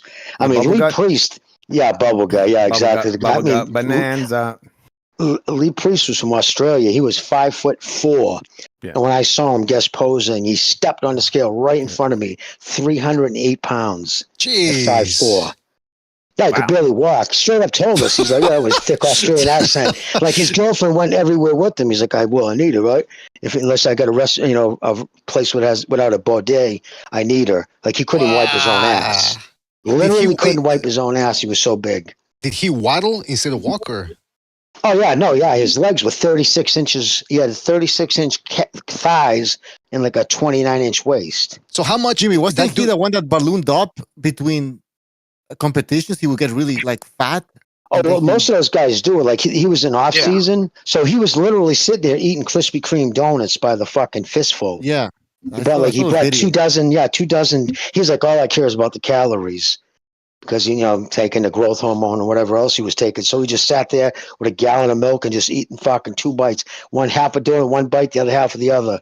So he just sat there while he was doing autographs, fucking slamming down Krispy Kreme donuts, just getting the calories in because he was trying to get 6,000 calories a day. Okay, let me ask you this, because now we're getting into this nutrition thing. Obviously, that's bodybuilding. These guys are jacked on a bunch of stuff. And then on top of that, it's all weightlifting, so they gotta eat a lot. But when you work out boxing wise, you also get very hungry afterwards. Juan Manuel Marquez said that he would train diligently, and he was finding out about the weight division in which he walked around with most of it. Like, he was originally a featherweight, so he would walk around at 130 something or 140, and he said he could eat whatever he wanted, but that he ate a lot of fruit. Is the danger nowadays for a lot of these guys, for a lot of these boxers, is the danger that they're fighting in weight divisions that they're not supposed to be in, and that's why they gotta watch out? Yeah, okay. the day before weigh-in, that was supposed to make boxing safer, and all it did was the boxers just started manipulating it. You know what I mean? The same day weigh-ins were difficult. It kept people. You didn't hear about the term weight bully on the same day weigh-ins. You know what I mean? Mm-hmm. You just didn't hear it because it's a lot harder to wake up. You had to weigh in the same day you were fighting at the weight. Yeah, most boxers who take the shit serious try to stay within 20 pounds of their fucking fight weight. Right. That way you didn't have to go through. These guys, when they fight infrequently, half their camp is a fucking fat camp. Like Tank Davis, I bet you he takes a 12-week camp, 6 weeks of it just shedding the weight. Like just shedding the weight. But what's interesting about that? Miserable and everything else. But you were here for the Chris Eubank Conor Benn fight. I don't know if you ended up watching it, but Conor Benn, who was moving up in weight for that fight, fought the fight of his life because he didn't have to kill himself to make weight. But if he goes back to 147, again, they're not sure if he's going to do that or if he's going to go to 154. He's going to have to kill himself to make that weight, especially after fighting at 160. Yeah. So these fucking guys... it's going to be harder to go down. It very seldom works out for fighters who do that. Exactly. Yeah, the track record shows it. And I remember Dr. 805, I keep forgetting to call him and do a show, man. But anyway, he's the one that said a long time ago, I don't know if people remember, but he had said that the problem with a lot of these fighters, especially in the UFC, they're the ones that kickstarted this whole chicken and broccoli. They let's say a guy who weighs 200 pounds, he'll be fighting at 150. What's the division? 155? I think that's that's right. So that's welterweight, isn't it? Right. So UFC, they're damn near heavyweights. Yeah. They're damn near heavyweights, and it's shrinking to 155. And I remember Dr. 805 said these guys are you got to limit the carbs, chicken and broccoli. He says that their bodies start eating themselves because they're not getting enough calories. All protein and broccoli is not going to get it done. So he said that it's actually worse for weight making. I think that's what he said. That's why you got to take weight off slowly. If you take it like who's the guy who fought out of California, out of the Garcia gym? He was a brawler, like crazy brawler. This is back in the early 2015. Yes. Remember the guy? He would be ashy gray on weigh-in. You could tell that was Saunders sweating that weight off, and he looked like he had no nutrients. It was gray and ashy. He took the weight off terrible. He was a drinker in the off time, but so it's a terrible way to take weight off. You want to take it off slow, but that's why it's don't crash out and fucking blow up 40, 50 pounds over your fighting weight. Like they were saying, fucking Tank Davis, that picture of him when he's at the Chinese restaurant waiting in line, somebody snapped a picture of him.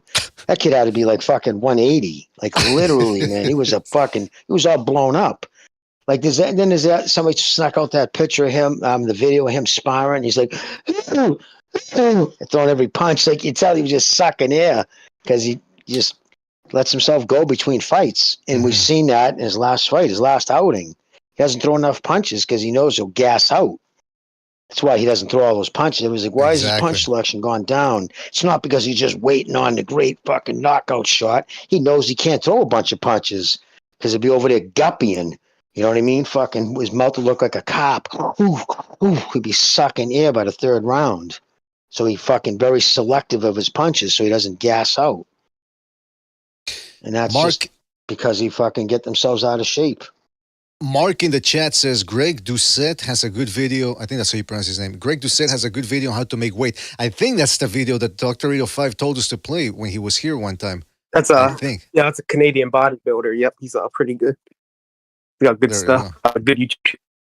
Yeah, because these UFC guys, they're worse than the boxers when it comes to gaining weight and then losing it for a fight. I mean, maybe it's because we don't see the weight-making process for boxers and they show it more for the UFC guys. So maybe that's why I'm thinking that it's UFC guys who do it more. But, I mean, these dudes, they've got more muscle on than the average boxer because a lot of these guys are grapplers. So naturally, they got more musculature. It's a different type of, for them, it's more pull than pushing. And it's all dependent. Like, it's all dependent on, like, all diets don't work for the same people. You know what I mean? There's certain, like, fundamentals, sure, but you can do certain things with certain, like, for instance, kid from Canada, I think one of the best all-time UFC fighters. St. Pierre. St. Pierre. Yes, there you go, St. Pierre. He talked about it, like he was able to eat pretty much pizza and shit, and because he had that body structure that stayed lean. But he always kept himself in shape. You know what I mean? He was always training. He never took months off out of the gym. Like he took a day off out of the gym, and he felt like, he's terrible about it. So that's what it all comes down to for conditioning. But even with the Conor Benn fight, man, it's the same terminology at the end of the fight. Yeah, I haven't fought in a while, ring rust. Like, I'm just getting so to the point where you expect to hear it now in every fight. These guys fight so infrequently. It's hard to take guys serious who don't take their own career serious. You're fighting once a year. You're not taking your fucking career serious. Well, I hate to go back to the PBC, but that is the epitome of keeping guys inactive because Caleb Plant fought in September, and now he's going to be fighting all the way in June. Like middle. So from September to December, that's about 3 months. And then all the way into June, that's another, that's 9 months. Hold on, let me just check my schedule here. He's fighting on, hold on a second. Does anyone know? That's actually that's kind of a quick turnaround for a PBC guy. Excuse me. I mean, most of the time, it's they May the go a 31st. whole year. It's May the 31st. So it's 5 months into the year. 8 months. Yeah, maybe that's the way they do it now. It's not that bad for the PBC, but it's still, No, I mean, not bad for the PBC. Put it to this way, Jimmy. Caleb Plant, he got the fight of his life against Canelo, right? 2021. It was in November, I think. He didn't fight all the way up until 2022. I forget when it was, against Anthony Durrell. One fight. Then one fight 2023. Then one fight 2024. Like, they have a guy who's a relatively recognizable name that just fought Canelo. Why not build him up? No, instead, hey, let's make him wait a year. It's like, well, how does that make sense? I don't get it. Because they have limited TV times. You know what I mean? They have limited slots. And he has so many guys under contract, he has to get them in. So that's what happens when why would you ever sign with a guy who has 200 fighters? And that's just asinine. He sold everybody a dream, Well, you know what's interesting about that, Jimmy? Every one of his big stars back then. Look how they turned out. Broner, Thurman, fucking all of them. Yeah. DSG. You know what I mean? Name one fighter, Spence, that it all ended, Wilder, that it ended on top. Like had a glory, none of them did. They all ended badly. All the PBC fighters. Well, Sobers has a theory about that. He says these fighters this is what he said. I'm not saying it, but he said they get buck broken, and they're never the same again. So I mean, that's Sobers' Once that cherry gets popped, it's over with. Nah, come on. But you know what's interesting about that too is that. Oh man, I was gonna say something about that. Oh yeah. Remember the beginning of the year when everyone was like, "Hey man, the PBC has Canelo and Tank Davis, the faces of boxing." Is this the PBC event? 3 events, 3 major events this week. Where's the PBC? That's what I want to know. Yep. Hey, what about fucking keeping on boxing? Just a little side note. Crazy that that they're not credentialing boxing scene writers. Okay, but you know what? They're all upset. Yeah. Yeah, they're all upset. Jimmy, what do you think about that? I think boxing scene. Fuck them. They were fucking hacks. They were fucking. They were owned by Showtime. You know what I mean? They were PBC fucking vandals. They're PBC. They stood for the PBC. Absolutely. And you know what's interesting about that, Jimmy, is that because I was reading in the build-up to the Conor Eubank fight, Eubank Jr. fight, people were saying, "Isn't it? How come more journalists aren't talking up, speaking up and defending their fellow scribes?" And I'm thinking, wait a minute. Like you said, they used to be owned by the PBC. I'd like to see the track record of how critical they were of the PBC, and now they're owned by ProBox. Now, listen, I like ProBox. They're the bargain sale boxing section. They give you great fights for bargain values, and they put on scorchers last year. Just fantastic fights.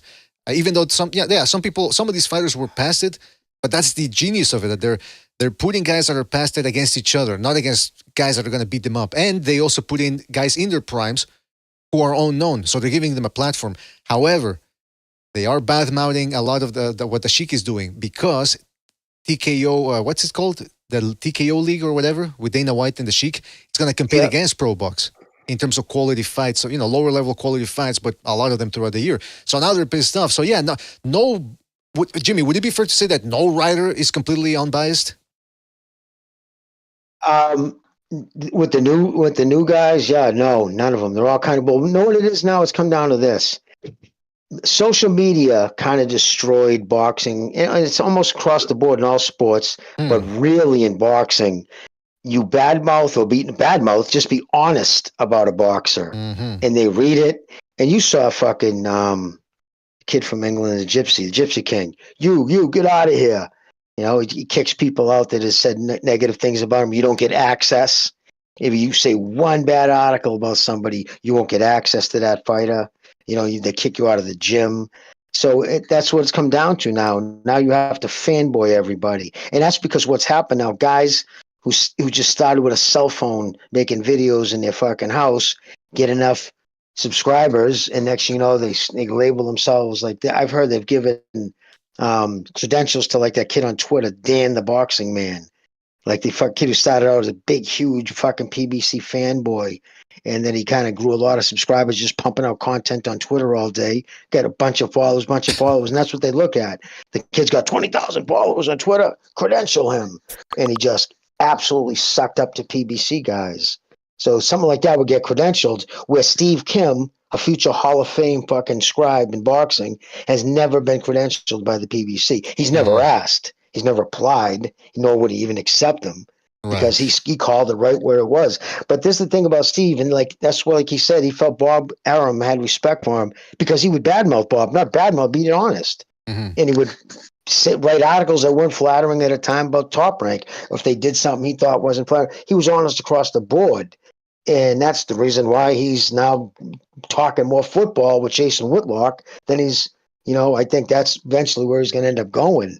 I think because boxing is it's changed. Now you're like boxing scene's owned by another boxing company. First it was Showtime, so their boss was Steven fucking Espinoza. So they would co-sign all kinds of shit. They're the ones who are almost all of them. Their fucking editor over there, the bald dude from New York. The fucking woke guy. Yeah. Not Coppinger. What's his name? Anyway, it'll come back to us. But yeah, listen. Yeah. He called Steve Kim a racist because they laughed. Him and Mario laughed at Paul Molinazzi's joke. But he said that joke too soon after mentioning George Floyd. So how could you laugh? Yeah, I mean, but they lose insane. They lose credibility. We know that from years. We got to that point years ago when we noticed, hey, everyone's a racist apparently. So it lost its power a long time ago for us. But look, listen, I want to reiterate what I've said before about the PBC. I was criticizing earlier when I said, the PBC, what happened to them? I was more referring to the fanboys who were saying that the PBC has, last year the PBC has Canelo and Tank. As for the PBC, I've said it numerous times. When the PBC started, I was happy because, hey, boxing back on free TV, sign me up, man. I'm from more boxing. But then I started seeing what was going on, and we started pointing out. Then when we started the show in 2017, we started pointing out, hey, man, they're not doing things correctly. They're doing things incorrectly, rather. And that's it. But people took criticism for hate. We're just pointing out where they were going wrong. And look at them now. They're stuck on Amazon, putting 2-3 events per year. So it's not. Someone calls you Yeah, I was gonna say when someone calls you a hater, dude, that's just because they have nothing. They can't, but they're not calling you a liar. You see what I'm saying? Exactly, yeah. You're a hater. Exactly. You hate, but they're not countering what you're saying with any kind of facts or reasonable evidence. They just call you a hater because in their soul it bothers them that what you're saying is true. So it's the most childish fucking descriptor I've ever heard. As for the state of boxing, writing as a whole is now. I don't know many Zoomers, but I doubt that they read a lot. I think most of this now is the people who are successful on Twitter are the guys that, they're always trying to look for breaking news, which is, it's good. There's a market for that. People are interested, but then you're always chasing the high. Because now if you're the guy that's known for breaking the news, now you got to be breaking news all the time. And if you don't break them, are people really interested in what you got to say about boxing? So it's a bit of a dangerous tactic. Then you got the guys like Radio Rahim and all those. All they do is they go interview boxers. And I'm not saying Radio Rahim does it. I'm just saying him as an example. But there are other people who all they try to do is get fighters to say something incendiary. For example, remember that dude, Tank Davis, you got to give him credit for this one time where he acted normal, where when some guy went up to him and said, hey, Naoya Inoue said that all you have for him is a left hand and power, or something like that. In other words, saying that Inoue said that Tank Davis, all he has is power, and that Inoue was inferring that everything he has is superior. Tank Davis sort of frowned and said, wait a minute, did he really say that, or are you just making that up? We got to check that. So he didn't buy it. But who was this motherfucker saying that? Oh, a complete total fucking fabrication, just to get Davis to badmouth Inoue, and they can put that on the headline of the video. On the thumbnail, it's insane. Yeah, I think he was a writer for who's that guy? Dante's Nation. Nah, really? He's got writers. I believe he was American guys stateside, just basic fucking knock around knuckleheads that show up to these places. Yeah, he was affiliated with Dante's Nation. Like the guy who, remember when that scripted, who made the most money? You did. That one reporter, remember with Floyd? He sat there and said, you did every time Floyd said something. Who got the most, who's the most undefeated? Who retired undefeated? You did. Who made the most money? You did. It was just ridiculous. But that was all fucking scripted. He probably set that up beforehand with them. Yeah. That's all pre-edited. Hey, one last thing, because we do have to go. In terms of just for my curiosity, we've talked before about how when you're bodybuilding, you're eating 6-7 times a day. Now, if you're eating fast, because it's not about enjoying the food, it's about just wolfing it down as fuel.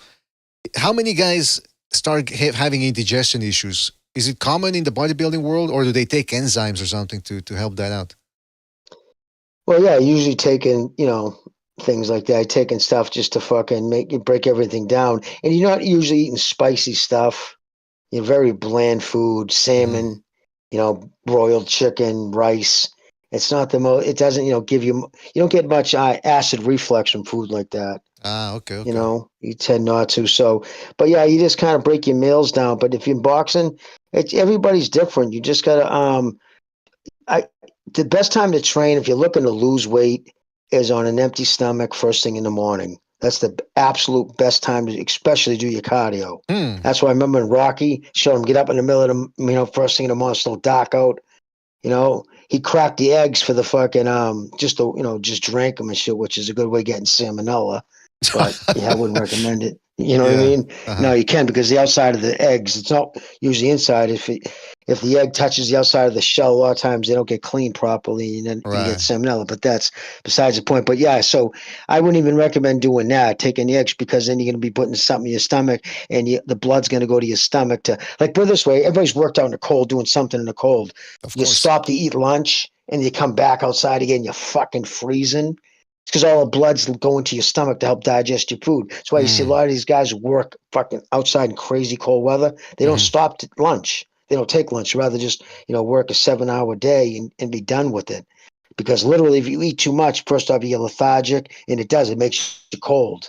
Your extremities especially, because all that food, most of your blood's going to you, to help you digest your food. Interesting, man. Interesting. I thought you the digestive process generated heat. That's what I thought, but I didn't know it brings it to your stomach. Yeah, that's why you ever see they're like, fuck, I'm freezing again. They're dreading going out in the cold. But yeah, so you just want to fucking eat, like take. I used to take a couple of over-the-counter things, but they're illegal now. The fucking because there's acetaminophen in them, but not acetaminophen. Like Yellow Jackets, pretty much speed, but you could buy them at truck stops. There were 2 yellow pills in a foil. I used to take one of those with a fucking iced coffee. And then I just trained my balls off. And then because you sleep all night, your food's digested. And I would just get you, but you want to make sure you get a good, carb protein meal, like within 30 minutes after you're done working out, which you can usually get out of, you drink, go right to the counter at the gym I went to. That's what I would do. And then I'd have meals throughout the day. But it's the best way to lose weight. It's first thing in the morning on an empty stomach, because then you're working on the fat. But you just got to remember too, if you're out of shape, you don't need to, like, people running their balls off. You go for a targeted heart rate, because if you go too fast and your heart's pumping too quick, you won't break down fat. Your body breaks down muscle because it's easier to consume. Your body to break down because it's mostly water. Like if you ever look at human fat, it looks like lard, except it has a pinkish tinge to it. Oh my God. And it breaks down the same way, like, it becomes oily on the top, but you got to break it down slowly. Like these guys, I'm going to do like 15 minutes of cardio, just go real crazy. I'm like, you're not doing anything. You're not burning fat. That's the sound I really make. doesn't start. Yeah, you don't really start burning fat till about 12 to 15 minutes into your cardio. It's just better to walk at a fast, hard clip, get your heart rate up around, it depends on it depends on your resting heart rate.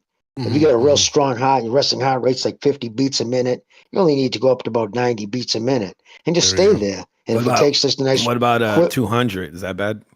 Well, you better get to the doctor. You're about to have a fucking stroke. Yeah, Food TV is just fucking throwing out numbers. It's all by the way, Impala in the chat says, why is BDA so interested in bodybuilders? First of all, I wasn't interested in that. If I didn't ask Jimmy, hey, Jimmy, send me some of your pics on when you were at your Soulist. I want to see how big, ripped, and tight you were. I didn't say that. I asked him about the eating, about whether if you eat too fast, do you get indigestion?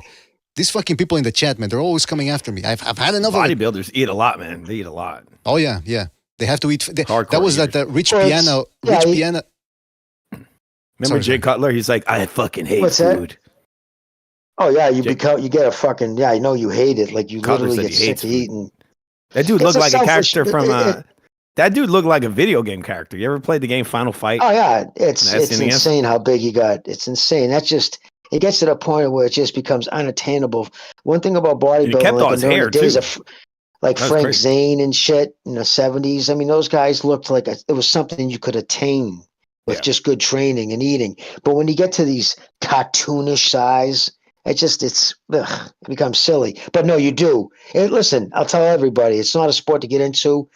It's the most selfish activity you can get into. It controls every facet of your life. You go on vacations. You got to make sure you're going to a place where there's a gym.